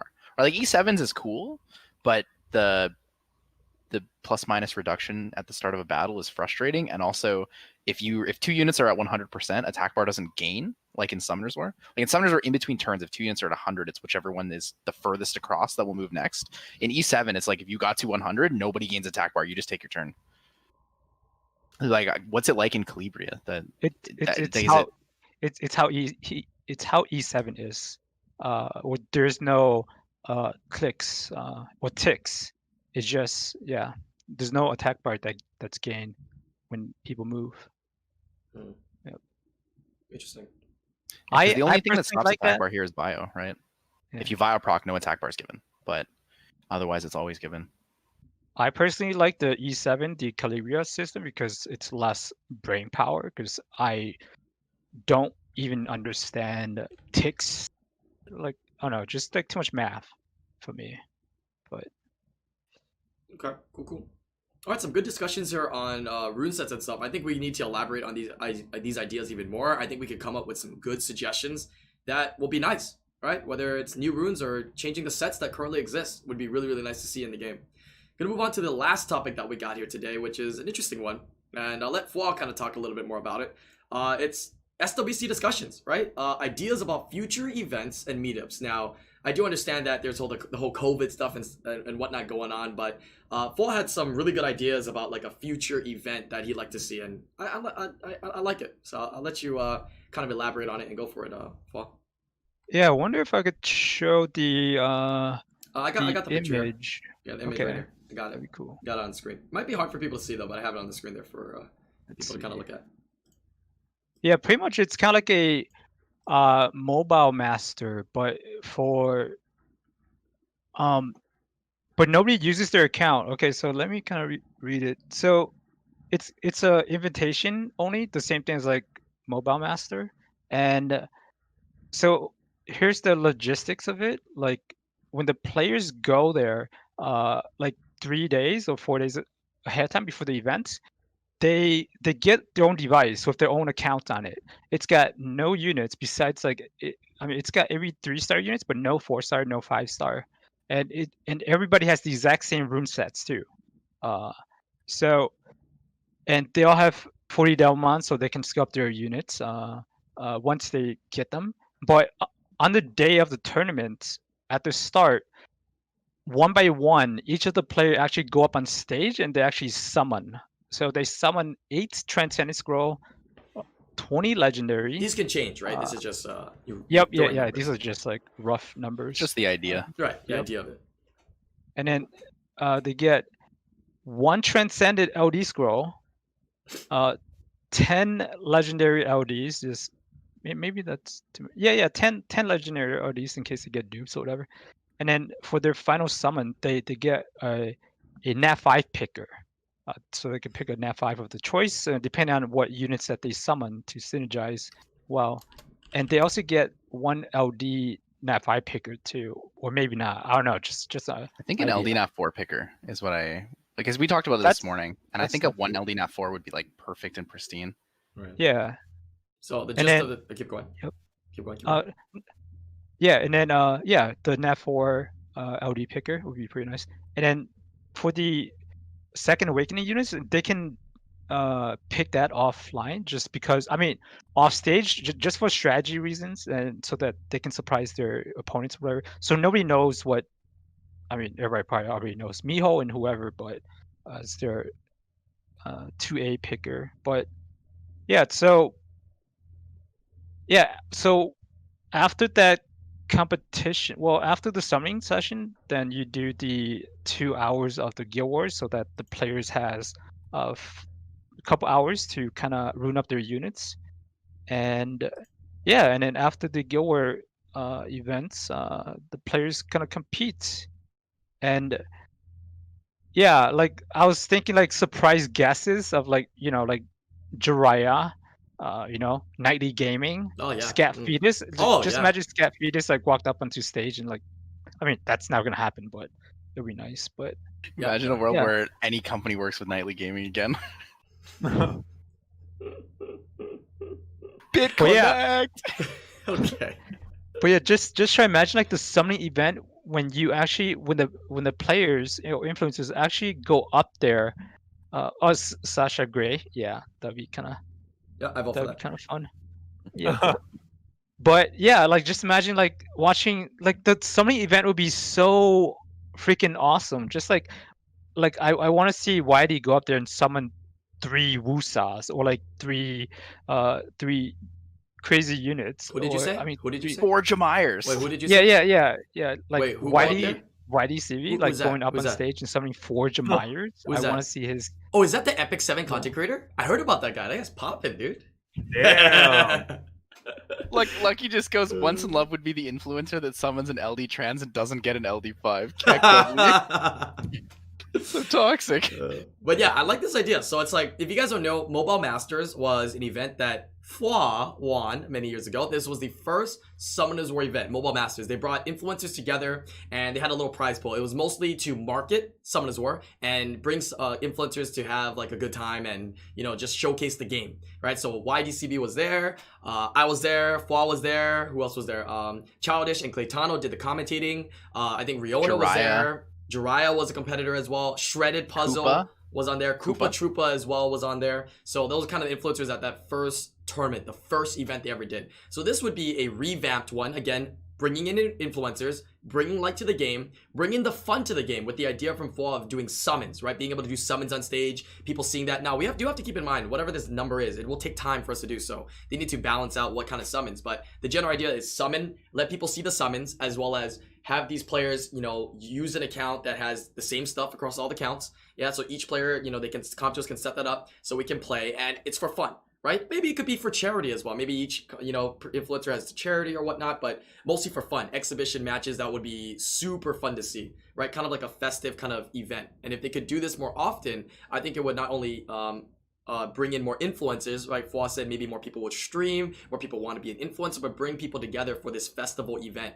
for Mobile Masters. Not as serious as SWC, right? They can do both. SWC can be their, serious tournament. This will be their more festival thing. So I really do like this idea quite a bit. What are your thoughts on it, Stoic and Thompson as well? I think my favorite part about it, it's bringing so many areas of the game onto stage, and everyone who may not like RTA gets summoning, gets strategy, unit tuning, and they get to like see all of that happen before them. The way like I'm even picturing it is like I'm seeing this big jumbotron, all the screens, and just everyone sitting there with their games up there, and you're seeing them like powering up these units, leveling them up, and you're seeing like, oh, I see where he's going. Oh, I see where he's going. That's interesting to see like these comps coming together, and just be really cool to see that thought process with all those players and everything. But I think it's an awesome idea. It's different. Yeah. 8 players. Just keep it a simple tournament. You could just do 2 out of 3. Even the finals, you could just do 2 out of 3, right? And just 8-player tournament. Keep it simple. I mean, that would be really cool if they had 8 people on stage summoning at the same time. Oh my god. I don't know what kind of setup that'd be, but that would be so much fun. And people summon the same scrolls around the same time. And you can see the Nat 5s appearing and whatnot. That'd be cool. Yeah, that'd be super cool. I think it'd be better if like 1 by 1, just to see Like 1 by each 1? person's reaction, because that's the part that I want to see. Okay. When they summon like a really shitty unit or like a really awesome unit, and they just can't hold their emotions, or their Right. Yeah. Somebody summons a Geldnir and you just see this. Oh. But yeah, it's exhibition, right? So it's all in good fun as well, right? But it would be interesting to see who would win that, and the crowd and everything. Because like you said, you put in there guild battles too, right? I would like to see guild battles happen again, right? Bringing in guilds to duke it out again, just like the LA America's Cup one, for sure. Yeah. What are your thoughts, Thompson? Do you have any ideas to throw into it? I think it's a cool idea. Yeah. Thompson's got to be in there. Thompson's got to be one of them. Yeah, I don't think me being in there would be a good idea, because I think the fact that it's just a count generated for one tournament, and when the tournament's over, the account kind of goes into the abyss. But this gets to show people how good you actually. I mean, like how good you actually are, and it's not your runes and your units that makes you good. It's your brain.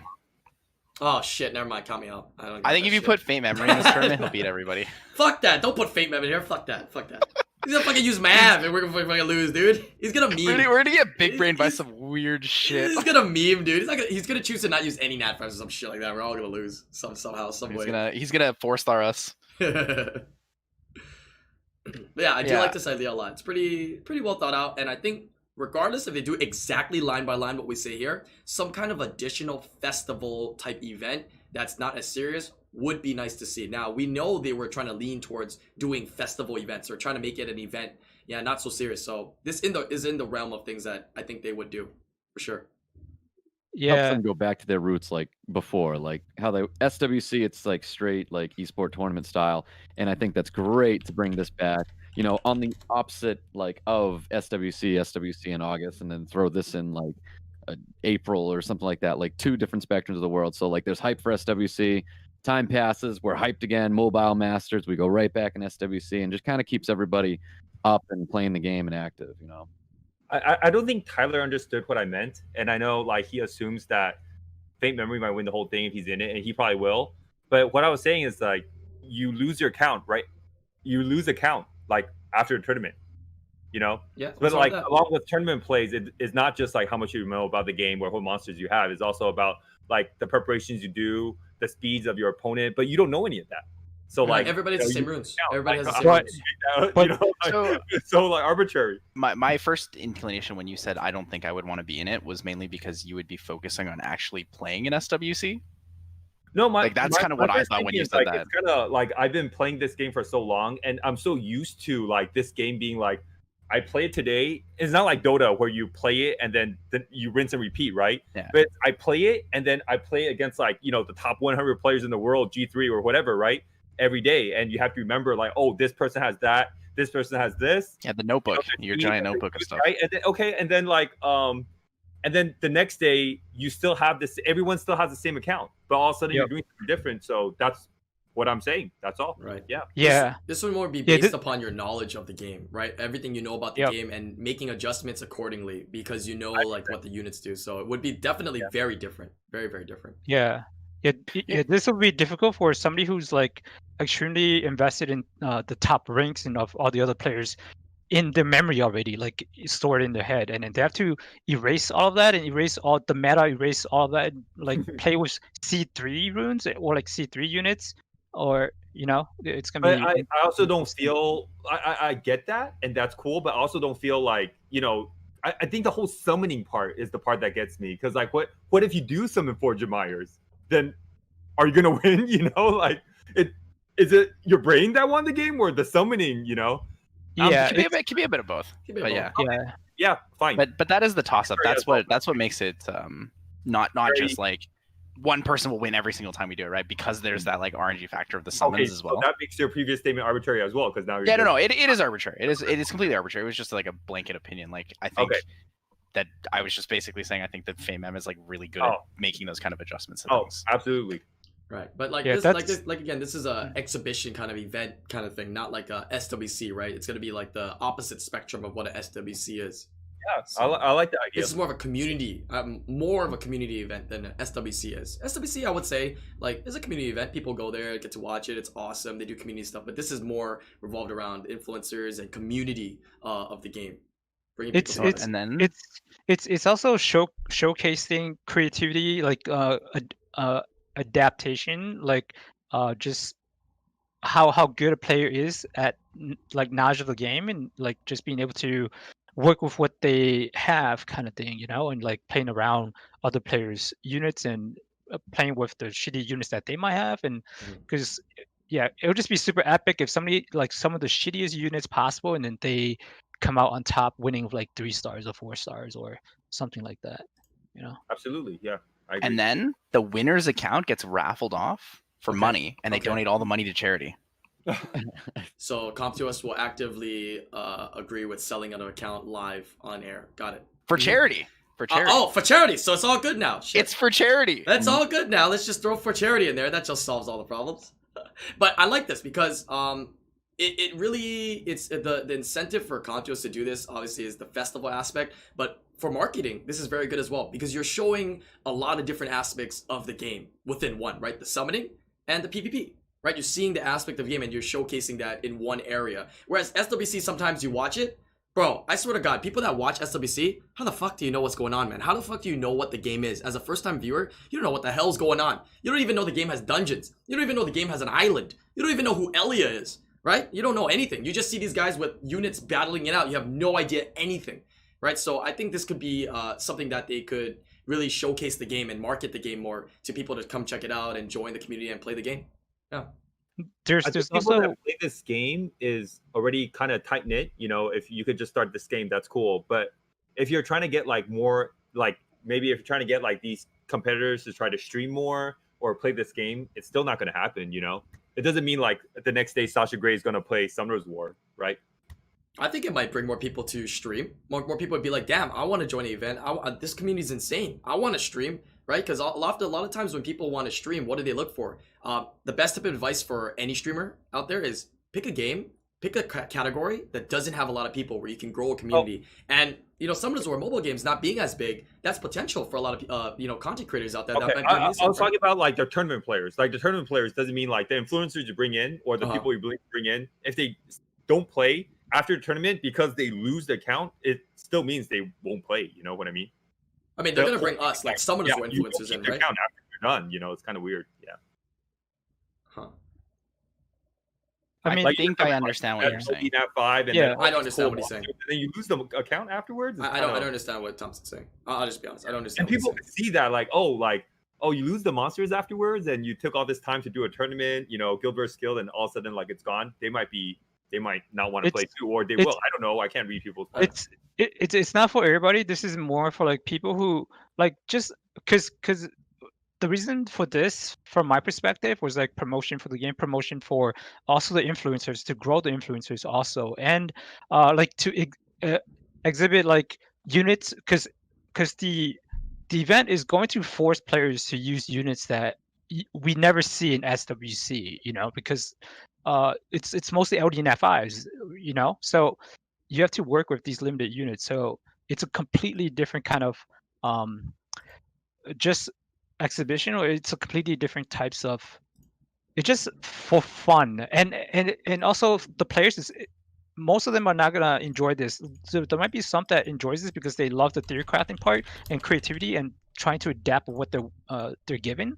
That's really fun for them. But if it's a player that doesn't care about that and they just are currently focused on their account and what and who their competitors are in the actual game, then it's not gonna be for them, you know. Right. So Yeah, you're right. I think Sasha Grey will also probably wouldn't want to take part anyways. But yeah, I like this. I like this idea. It's really nice. I hope CompToUs does listen to this and does something, right? It like we're saying, it doesn't have to be exactly like Mobile Masters, right? You don't have to team up with Amazon. If you guys don't know, they teamed up with Amazon to be a part of that event because there was also Hearthstone part of that event as well. But they don't have to team up with them. They can do their own. They can change this. They don't even have to do exactly what we said. Maybe there is no summoning, right? But an event for the community with influencers showcasing the game, runs, RTA, summons would be cool. Like different aspects of that would be amazing at those particular events. I do like that. Imagine they do like who comes up with the fastest DB10 team out of like what they're summoned and the runes they got. That's what they did in Mobile Masters. Yeah, Mobile Masters was that'd be awesome if they added that in there too. Yep. Mobile Masters 1 was based upon that. It was the RTA tournament, and if you lost, you would do a dungeon run, and you would try to do all 3 dungeon runs. And then, I remember that. Yeah, and then they add up your times, and then if you got 747, you win. That's basically it. Yeah, if you forgot. Yeah, that's how it was. But the classic 747. We'll never forget. I love Jiraiya, man. All right, we're gonna move on here to the last topic, which is basically just open discussion. You can continue talking about this or whatever it is. We got about 10-15 minutes, 5 to 15 minutes left. Up to you guys. But open discussion, whatever you guys want to bring up to talk about other games, ideas that we can incorporate to Summoners War, anything you want to talk about at all. Oh yeah, so honestly, the game's perfect. Okay, good. Let's go ahead and end the podcast now. I'm just kidding. Go ahead, Fall. So one of the big questions that I always get is like, if Fall, which game is better, Calabria or Summoners War? And so my answer is always kind of like, it depends on your definition of what's a better game. Like the game that makes more money or the games that has more girls because you're thirsty, and like that might be the better game, or the better game might be you like who has more players or bigger community, or it could be the gameplay too. It could be the units, or it could be whatever. It's all different definitions of better game. But so for me, my personal definition of what makes a better game is how many layers and how far you can customize your units without the game breaking. So like in Summoners War, there's a few different layers. Like there's the units, skill, the skill layers, and then the rune layers, and then the stats and all that. But in Calabria, there's an actual layer of, they actually have a skill tree where each unit has like 3 different skill trees that they could pick from. Like homunculus? Yeah, every unit is a homunculus. And then after that layer, there's another layer of sanctification where with your unit, if you have a dupe of that unit, you can sack the dupe into that unit, and you could pick from different extra perks like 15% extra base HP, or 15% extra attack or defense or whatever, or accuracy. And there's also like perks in it where you gain more damage if your HP is lower, or you gain 30% extra damage if they're less than 50% HP. So yeah, Calabria has a lot more layers, but with more layers becomes a really high risk of the game just being broken. So to me, currently Calabria is better for me because of that, but it's not a better game for other people. So that's a random discussion that I want to. Yeah. Do you think that sanctification thing, feeding a dupe, is kind of whaley though? Like imagine if Summoners War had that. I don't think they could implement it, right? Because then all the whales would have it, but if you don't have it, then you're behind, right? Not really. Depends on how long you play the game. Because if the game is fresh, then yeah, like the whales are gonna be stronger. But if people have been playing for 4 or 5 years, like you just look at how many dupes you guys have, I'll feel bad for every single one that I fed for ancient crystals. Yeah, so it might be too late for someone to sort of implement some that particular idea. Then I'll just kind of brainstorming that idea as well there. Yeah. Okay. Any other games that you play, Stoic, that you've seen, ideas from, or any games in general that you've just been enjoying lately? Just random question. Oh, I really haven't been playing much. Okay, Been never mind, playing sorry. abundance of Gang Beast right now, so. Wait, what is I that? really Wait, you're playing haven't what? Too much help. Gang Beasts. What is that? That's it. It's like rejected characters from Super Smash Brothers, pretty much. You're like boneless figurines beating each other up. What the heck? What the heck? It's ridiculous. Is that for PC or is it? PC. It's for PC and console. We have a bunch of guys playing on PC right now. It's just a good time where you get to relax, laugh with the guys. That's kind of all it is. Any cool mechanics in there to throw on the table that you could see in a mobile game like Summoners War? Always Not a single. It's more like Super Smash Bros. If anything, just like you want to eliminate everybody else. In the past, didn't Comtour show us some of their ideas on units and the ideas and drawings and models of units that didn't actually make it to live? I think they did somewhere, right? In like a segment. And if they didn't, or if they have, I'd like to see them do that some more. I would watch that video if they made a video or a discussion about that. Like old units that just didn't make the cut. Art models that just did not make a cut. I want to see some of those. Might be a YouTube video on that. Yeah, I might want to see some of those. That'd be kind of cool. cool. That sounds familiar as well, and I think I've seen that possibly from YouTube. All right, Thompson, what were you gonna say? Oh, we didn't talk about the Tranmogs. Oh yeah, bring it up. Open discussion. Let's go. We haven't talked about the Tranmogs. Okay, they as we know, the Tranmogs have been. Do you feel like the Oracle Transmog was meant to be a Beast Rider, but they nerfed the Beast Rider, so they're like, oh, okay, it's gonna go on Oracle instead. Like it's on the scooter, it's on the jet ski. Wait, you might be right. But they just nerfed the Beast Rider, man. It's about time for Beast Rider to get like a Transmog, right? You might actually be right. Can you imagine the artist right now, like drawing all that shit, and then the fucking the balance patch guy comes in and goes like, hey, by the way, we just nerfed Beast Riders. What the fuck? Fuck. All right, just throw the Oracle onto the fucking.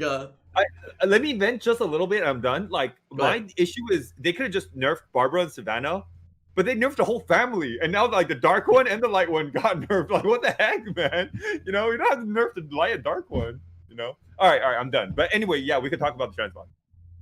Yeah, I think I like the mermaids. I think the mermaids look great. I just don't know how I feel about them having legs. Yeah, that's This the is worst the one Transmog because they're human now. This is the Transmog that I've wanted for 3 years. Wait, they have legs? Oh, I thought it's a tail in the No, water. they're just wearing the pads. They're just human.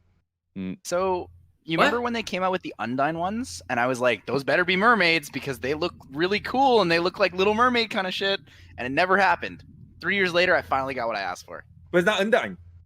No, I know, but it's the old Undyne skins I thought were mermaids. That was before they used to tell us which skins are which. They would just give us the image. We had to kind of guess which unit was which. I always thought that was going to be mermaids, and now we finally have mermaids that are humans. Are they collaborating with Disney then? Because that means the Undynes, they kind of look like Ursula, man. Just saying. That's what I wanted. I wanted the old mermaid skin to be Undynes because it looked like Ursula, and it made sense. Incoming Little Mermaid But it didn't work. Maybe it was copyright issues, I feel like it's too skinny too. I don't know. It's not like big enough.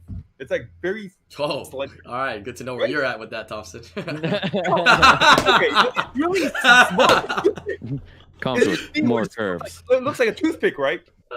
So real talk though, people have been complaining like, oh, they're making mogs of the same units again and again and again. And Stoic and I had this discussion this morning. I've had this discussion like 3 times on my Discord today. They came out with a video. Stoic was the one who brought it up in the past, but they came out with a video where they talked about how they do their transmogs, and it's like they have these predetermined themes that they like to build, and then they kind of just pick the units accordingly for that. It's really hard to like just be like, hey, build this unit and then build a theme for like 5 things for that. And like the products are always going to be really shitty. Like our dragon transmogs that are not the guardian ones are terrible, right? The base models are ugly, the animations are pretty meh. And then they came out with a really nice one a year later when they actually wanted to do it instead of it being like a forced thing. So I think because cosmetics are, I mean, as they are, they're cosmetics. They don't really have like a super strong gameplay impact. It seems pointless to complain so much about it, I guess. I agree. And also there's a concept in life. It's called your money, your choice. Yes.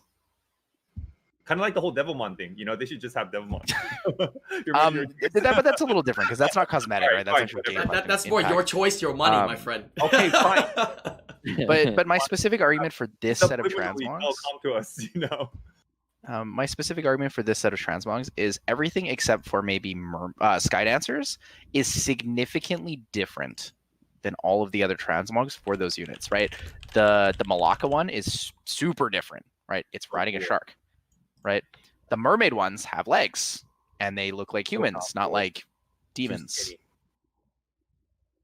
The Sky Dancers are oracles. The Sky Dancers look like guys. I was gonna say that Sky Dancers look like oracles. The oracles have jet skis. So cool. How does that even I think that's really work? cool, right? That's It's so like it's so notably different, right? The Oko girl is no longer the Oko girl holding the bear. The bear is holding the Oko girl. Oh my god. What does it even mean? I don't know, but it's totally different, and it's something that looks interesting. Yo, there's so many occult girl skins. Why are the L&D occult girls so bad? You know? The dark one's not so bad.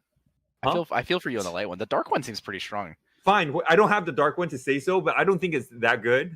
Yeah, I know it's on. Everyone has it on like a damage build, but you know, still. Like what? I do what- want to say though, I thing. applaud Comtuus for making a skin of the Oko girls that doesn't send people to jail. That you're saying you know the age of those occult girls? Because I think you'd be mistaken, my friend. I still think you No, know age all of the those occult girl skins are like Monka FBI. Yeah. Whoa. They're all Monka FBI. Anytime somebody has a beach girl transmog for the OGs on my stream, I just block them. I'm Yo, like, no, I'm not about going to the jail shoes? today. Every about the time, dude. Usas? Yeah, every time we Usas? even look at the occult girls, man. Yeah, I swear to God, you just hear like, oh fuck. Hey, we're Every the one that time, wanted dude. the baby Wuntas. Now we're complaining. Come on, man. Dude, Yeah, but, what I want to see is, the occult girls actually on the freaking screen. Like I want to see how big that bear is, because They're huge. the occult girl is gonna be super tiny, right? Like, because I the think bear the- would be like three times the size of like. Maybe as big as a Emma. Zyros. Oh, It should be about as big as a Zyros or like a Chimera or something in total. Think about the jet ski, Fwa. The jet ski is so huge. The jet man. skis and the sharks. You have Sierra. And he's gone. Oh no! Oh no, he's here. Oh, But- peace. But the jet ski's the same, He's like not. similar size to the girls, but like the bear is like 5 times bigger than the occult girl. Fucking FBI got him. Yo, Guys, the we lost another coolest one. dreadlock. Guys, we lost another one. Dun, dun, dun, dun. What is that? What is that meme with the fucking coffin? Can we just like do that right here? That's fucking Tyler in the fucking coffin, dude. We should play that song. Where's my sunglasses? FBI got him. Oh my god. But anyways, I think the oracles are kind of weird though. Like they're cool that they're on the jet skis, but what the fuck? What does he do? Like, what are they?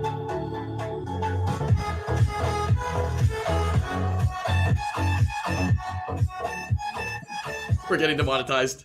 Right? Alright, I'll stop laughing. That's the exact one. That's Yeah. the exact one. But yeah, what are the oracles gonna do in the jet skis? Which of their skills throws or uses the jet skis? Are you telling me that Sierra's gonna run and put the bomb? Like, are you telling me that Praha's gonna go there and like stun? I mean, Gianna's gonna go there and stun everyone. Like, what does a jet ski do? Like, Yo, I know I the don't know. attack animations is gonna be poggers, man. It just It's gonna be a side swipe, right? but none of their actual animations prior had them moving forward. You know what I mean? Like units like Beast Monks, right? They don't move forward except for the S1s. So like they do the animation. So oracles don't do that. So what does the jet ski if do? it's a- I'm curious. If they do a side swipe, then for sure, it was a Beast Rider confirmed for sure, because that's what they do. They swipe. Oh yeah, unless they stay stationary, they side swipe with the water splashing and it like strips, right, or something like that. Yeah, okay.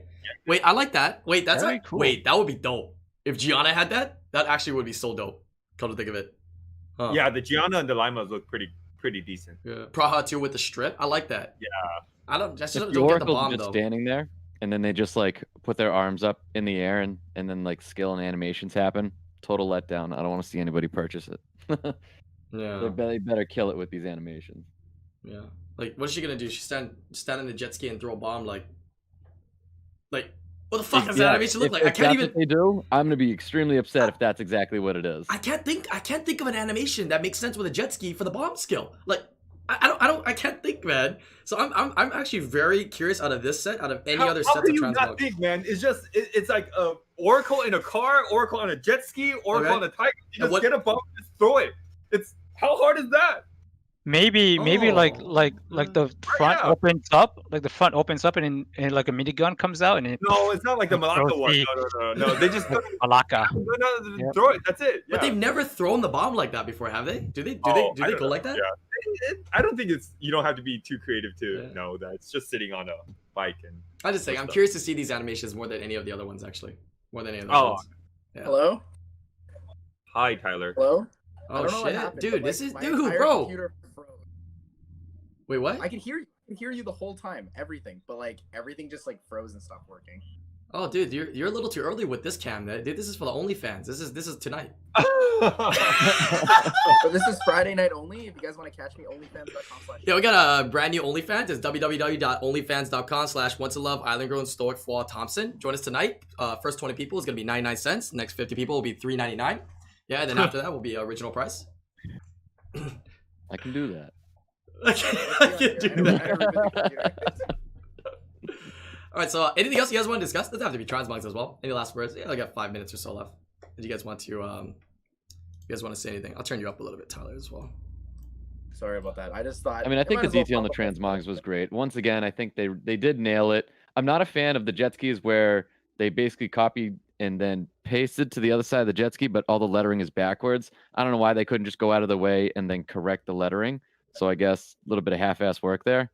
But Oh, I hope they fix that before it goes live then. Because I guess you saw the 3D modeling already. Is that already like data mined? yeah, I That's probably what it posted the was, right? link inside our chat. There's 3D models there. Also, Sick. on the back of the jet ski, it says rescue with a Q. I don't know Really? what the meaning is behind the Q. Oh no, dude. But it's supposed like rescue. Yo, it can with say a whatever it C. wants. It can say Thompson Whatever. sucks. It can say whatever. I'm still gonna get it. It's too cool, man. It's too cool to pass up. Sure. Yeah, I'll put the links inside the description for the YouTube video here, and I'll put in chat in just a little while, guys, for you guys to check out. You put in the group chat here, Stoic? Yeah. Okay, I'll check it out after this. Okay, all in all, Tafwa, do you have anything else you want to add in? Last minute stuff? Can't think of anything. Okay. Yeah, I'm trying to think of. Yep, can't Yo, think of anything. But very solid podcast today. I think we all went over Nerf a Ileana. lot of. That's my only thing. What's that? What do you say? Nerf Ileana. Yeah, that thing Please. needs to be touched Please. on, yeah, for sure. Go ahead. There's one more thing, which was Sure.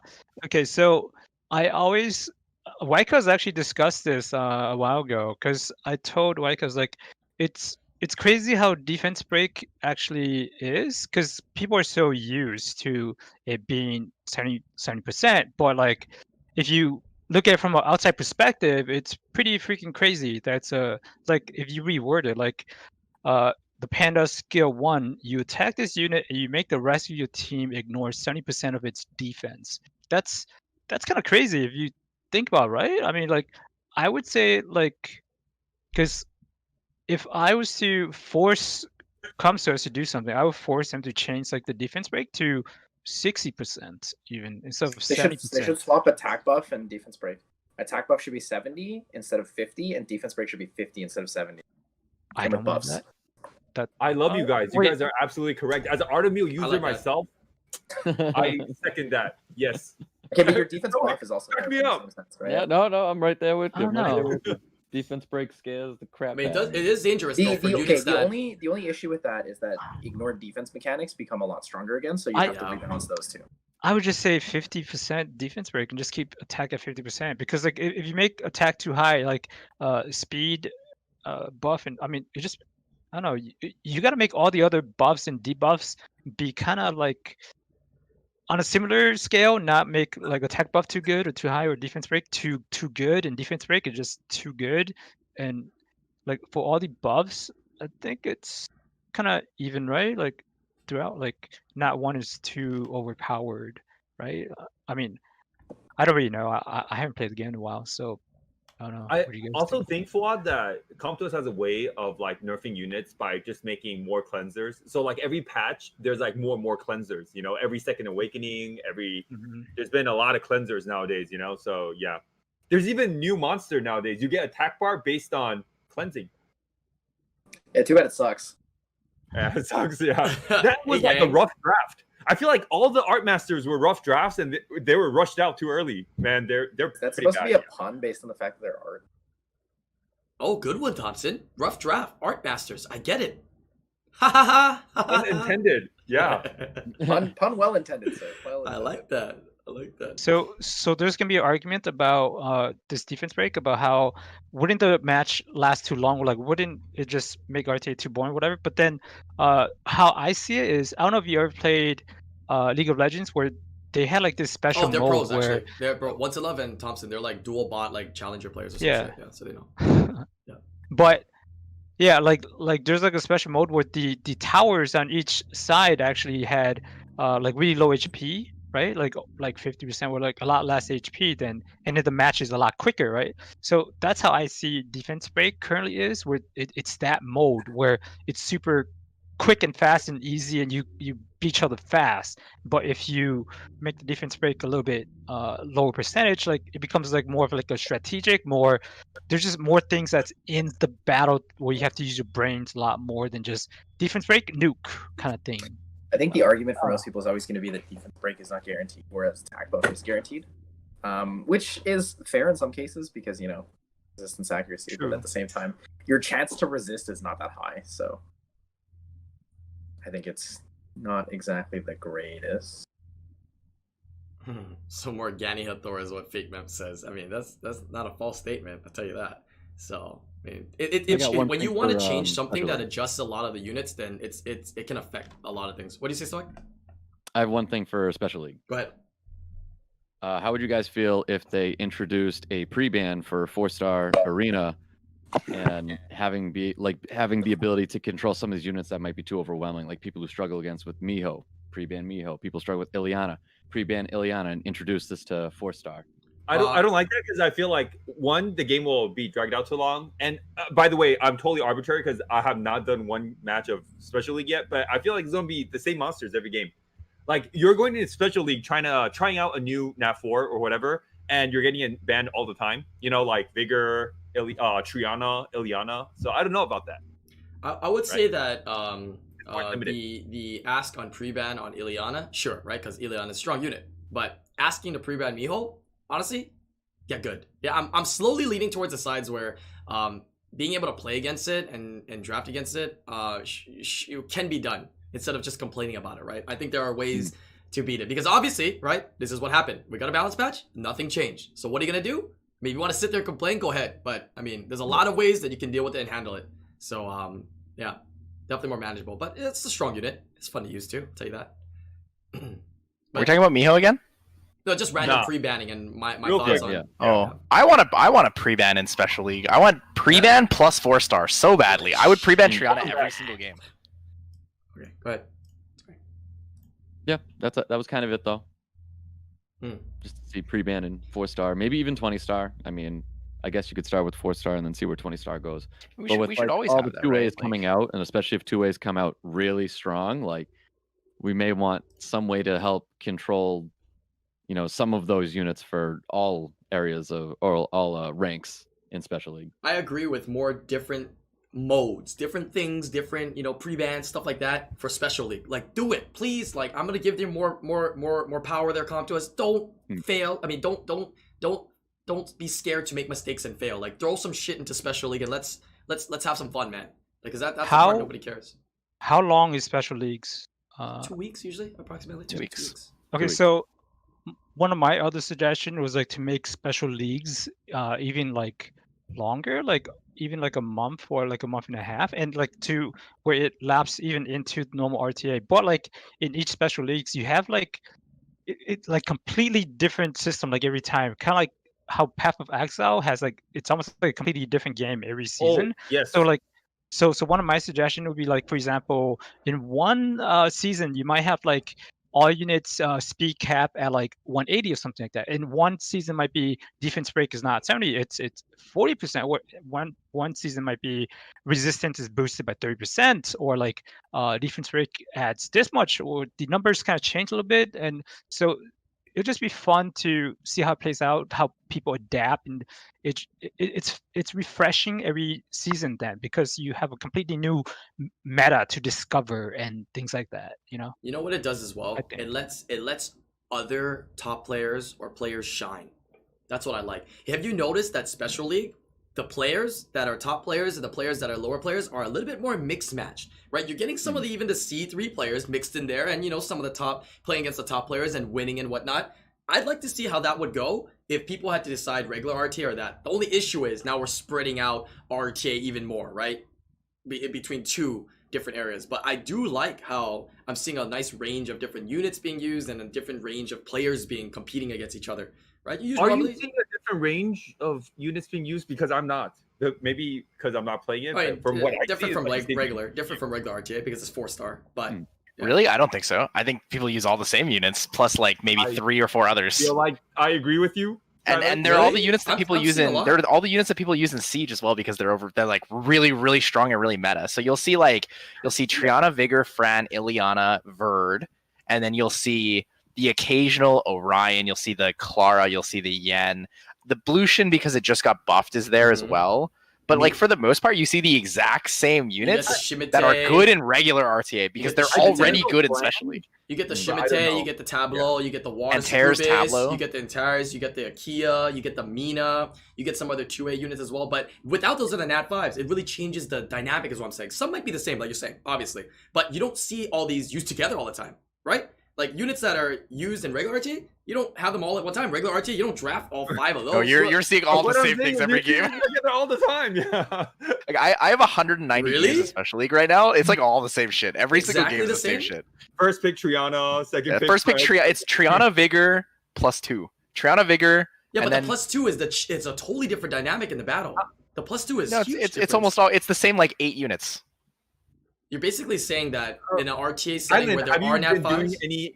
We just did some. We just did some the other day, and I watched Make It a Bud do some as well. We just did some last night. Yeah. I'm totally arbitrary then, because like I'm just I haven't done any, but it looks kind of bland to me. It's like kind of like it's fun. It's actually really fun. And all of a sudden, like I'm going into being a vegetarian type of scenario. It's actually really fun though, because it's a change. It's a change in like in the play. I feel it's different. I feel it's very different. I feel it's very different.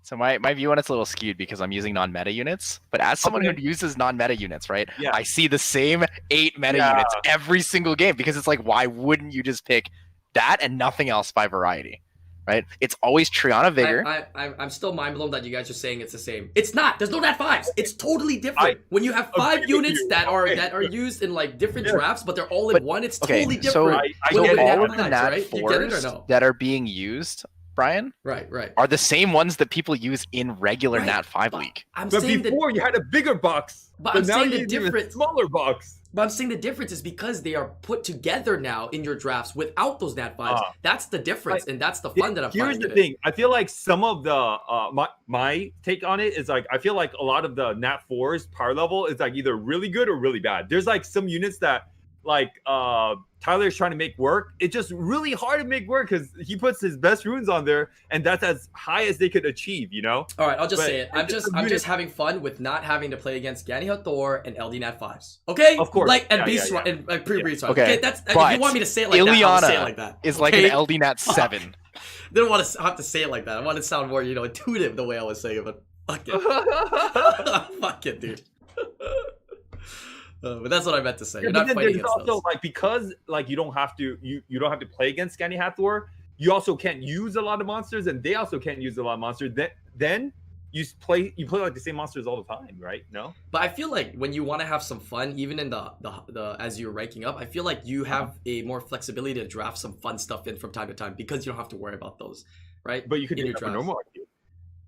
No. Okay. Debatable depending on what you're going against. Okay. All right. Man. Yeah. All right. But nonetheless, go ahead. I kind of agree with what you just said, but not exactly.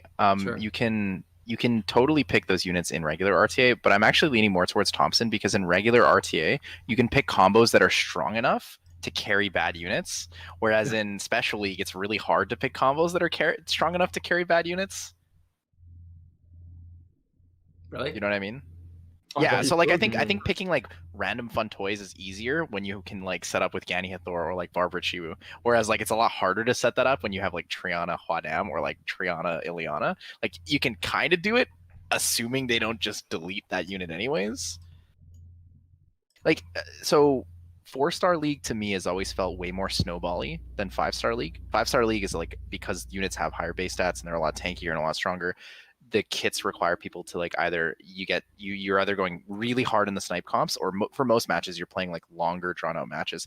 In 4-star league, people either run a full wall tank or they just kill you in 2 turns. There's no in between like medium length drawn out matches, right? Yeah. And it's because the units that are good do both, right? Like Triana has, you can build her crit damage, speed scaling damage. She also has the death defying passive and a heal and immunity. Ileana gives a billion sets of immunity, cleanses units, gives turns, right? Yeah. Antares just does Antares things. Miho does and Miho things, right? But like the units that you can use really well against those units are not available in 4-star league, which it just accentuates how strong they are and why that meta is so much tighter than it There's is no in cleansers. regular. Yeah. Well, I mean, also, I agree with Fit and Game said in the chat as well. Like, I guess this is from like different perspectives, but from the perspectives of some of the lower ranked players as well. It's nice that they feel that they can compete and have units that other opponents have, right? And they can battle and dish it out and pick and ban accordingly to win. They have a much better time playing against players that are better have better accounts or higher rank than them in Special League. I feel than in regular RTA. That's what I feel, because they don't have to worry about dealing with Nat 5s and not having answers to them as much. It's just pretty much, like you said, a more tight-knit pool of 4-stars and being able to deal with them, I feel. So that's why I find it more fun. I agree with that. Theoretically, that is how it is. In practice, it's harder because it's only 14 days and there's no placements, right? Everyone just starts at 1,000 and the climbing range is not that big. Yeah. So like you end up fighting a lot of like people always complain in the first like week of Special League, oh, why do I keep fighting Guardian players when I'm in like 1100? It's like because those people literally just started playing Special League, like, and then so in it's you got both sides of that coin, right? You know what's interesting though is when I see those players that do complain and whatnot about like, oh dude, I'm losing to these players because they have these units or because they have these runes. When I watch them pick and ban and I watch them play, dude, I swear to God, their pick and bans are terrible. And their choice of skill selection is terrible. Target selection is terrible. If they improve those, I think that would significantly improve those players that are always complaining so much. Like people always complain to runes and monsters, but they don't think about how strong pick and bans, unit targeting, and skill counting is important for the match. It's huge, actually. It's so big. Do you think? I actually feel like you like picking which unit to kill, assessing threat. It's kind of easy, but I don't know. Maybe it's hard for some people. But I feel like it's different. The runing part people don't understand as well. Like the speed ticks and how much accuracy, how much HP, defense. How to build a monster. I feel like when they complain and it's like, oh, like earlier I was talking about the Sierra, like, oh, how come my bombs don't land, or how come this is happening? How come it only dots? Then come on, man. This is like. They just want to easy chalk it up to better units and better runes than want to chalk it up to anything else. But yeah, Thompson add that other layer of knowing how to run your units, right? The speed tuning and whatnot and the stats you need are very important as well. All big factors. I'd say it's a huge factor for majority of players that are suffering and not having a good time in RTA and just not doing very well. Do you think they should introduce placements into Special League to help keep those lower level players and the higher level players up? They should, maybe whatever you finish the last Special League, like 3 weeks instead of 2 weeks, introducing placements. Right, like whatever they introduce, I mean, whatever rank you were the last season, you should have like a certain rank that you kind of start, as well as maybe they can start Special League 1 week into, when they start the counter for like regular RTA ending, start the Special League during that time, that same time as well, and have it go for that first week plus the additional 2. That'd be nice. It's kind of frustrating because like if you want to compete really well in Special League, you have to rune for Special League, right? And if you're doing that, what about playing the last week of RTA as well, right? Like if you're way up there and you're safe, sure, you can kind of swap off because you don't have to play it for 7 days, but that doesn't really solve the issue. Maybe the other side then 3 I weeks. think the it is. I opposite think it is direction. actually better on the other side because I was going to bring Yeah. that up. I was going to say that like one of the things I do is because like and I know this is like a me choice to do it this way, but I play the last week of RTA to push the rank that I want, and then it's like if I want to do well in Special League, it's very usually I have to Rune on the first day, which is because there's only 14 days worth of wings, right? So if I want to try something that's new or I want to test out different things, I have to be playing from day one. Yeah. But the last thing that I wanted to ask, and this is like the only question I have left, Sure. is, and it's to you specifically. To me. Do you think that specific units' strength in the draft is stronger in 4-star Special League or in regular RTA? So you're asking, are 4 stars stronger than 5 stars, basically? No. So what I'm saying is in regular RTA, when Right. someone slams down a Gianna or a Nephthys, right? Like that's Okay. a really strong, very solid draft unit, right? Right. In 4-star League, when someone slams down a Tableau or an Ileana, do you think when you compare the two like areas, is that unit stronger? Like, Yeah, because I think in 4-star League, if You you were drop a saying four. Tableau, that is like way stronger than in like 5-star if you pick a Nephthys or a Tiana or a Gianna. I will have to disagree. I think in 5-star, the skill kits and the units that you need to bring in to oftentimes counteract those LD5s or even regular Nat 5s, right? For players that don't have like Gani, Hathor, and stuff, to be able to fight against that is a lot harder to fight against than the Nat 4s and some of the strong Nat 4s. There will be more, but like you said, So- there are 4 stars. There are some that are very, very powerful that The- definitely don't have answers as well. The reason I disagree with that is because I feel like because you have the Nat 5s, you have more options to fight things, right? Because you're limited to only Nat 4s and under. There's like no answers to Tableau. Like you have to outspeed it. That's the only answer. But I mean, in Nat 5s too, these kits that they have are extremely strong, and oftentimes don't, even with Nat 5s, you don't really have a lot of answers to them. Like a lot of players don't have a lot of answers to them. Like I also think that like there's not enough like Special League is not long enough to where there's actually a lot of gameplay that's in it to where people has developed counters to Tableau and whatever yet too, because like maybe there is really good easy counters to those teams, but maybe some players just not come up with it yet too. There's also that part too, but maybe Tableau is really that OP. I don't really know, but just as I guess think to Tableau is a great rephrase it. because Tableau does a little bit too much. I mean, armor breaks, it could get you that first turn for sure. It has a speed lead, you know. It could go second turn and kill you. Like it does everything. Yeah. and that's after nerf. Remember when he was The nerf way I'm before? trying to phrase this is that if you're drafting like a Tableau, the strength and difference between like a Tableau and then like your average Nat 4 meta units is a lot bigger than like a Gianna and then like your Gani Hathor setups, right? Or like your Chu setups. I'm just saying like because 4-star is limited in the unit pool, I feel like units matter more in 4-star League than units matter in 5-star League. I'm not saying that units don't matter in 5-star League because I think obviously Gianna, Nephthys, all those units are really strong, right? But I think that like if you have a Tableau and you're playing 4-star League, you have a much more significant advantage. It's debatable. It's both sides, but I mean, other Nat 5s as well that you didn't factor in is like Gani Hathor, right? Like if you have one, you still have problems. I did say Gani Hathor. I brought that up as my example. I compared them I thought to. you said Nephthys and Gianna, but I'm saying like I'm saying Gani if you're Hathor- saying Nephthys and Gianna compared to like the Nephthys, the Gani Hathor level, like the difference between the strength and units. Right, but like let's say like Gani Hathor, right? Like let's say you have one of them. Let's say you have Hathor, right? If your opponent picks it, you're pretty screwed. You don't have a Gani to counterpick that, and now you have to play against that. It's hard. It's tough. It's a lot tougher than fighting something in like 4-star. I feel that's strong, right? I think you have a lot more chances in 4-star, but Tableau's pretty strong. Yeah.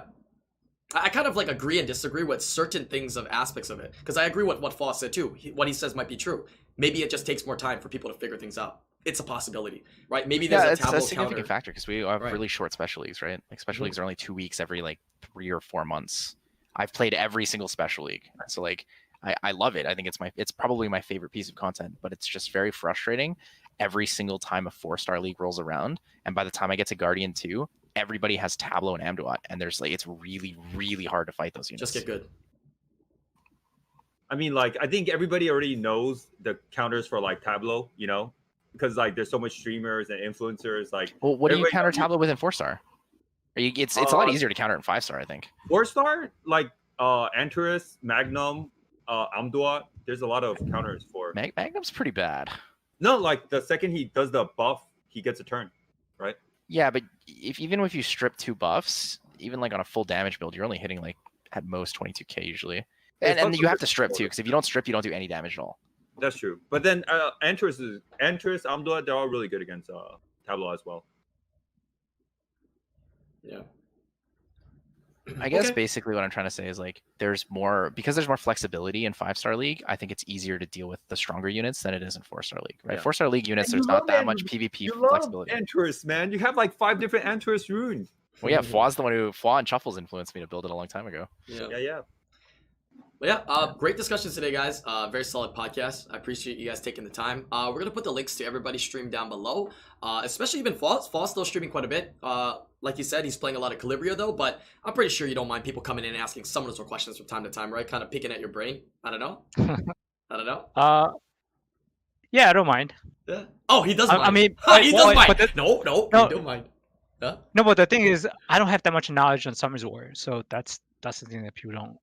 That's the thing that people have to understand, because I haven't played it in a while. Bullshit. So You still have more I am knowledge not- than majority of some of the players in the game, my friend. That's bullshit right there. That's bullshit. I'm right not there. at all up to date, and yeah, I don't know much about the game anymore. So yep. All right. Well, thank you guys for joining me for today's podcast. We went over some great topics. I do want to touch up and accentuate these topics in the future. I think we got some really, really good topics here laid out on the board, right? We keep laying things out, layers upon layers of these topics to discuss. But make sure you guys check their links down below. Leave your comments. I'd love to see what you guys have to say. Yeah, as well as hit that like button. I'll see you guys on the next live streamer podcast. Peace out, guys. Yeah. Thanks for having me. Okay, guys. See ya. See ya. Bye.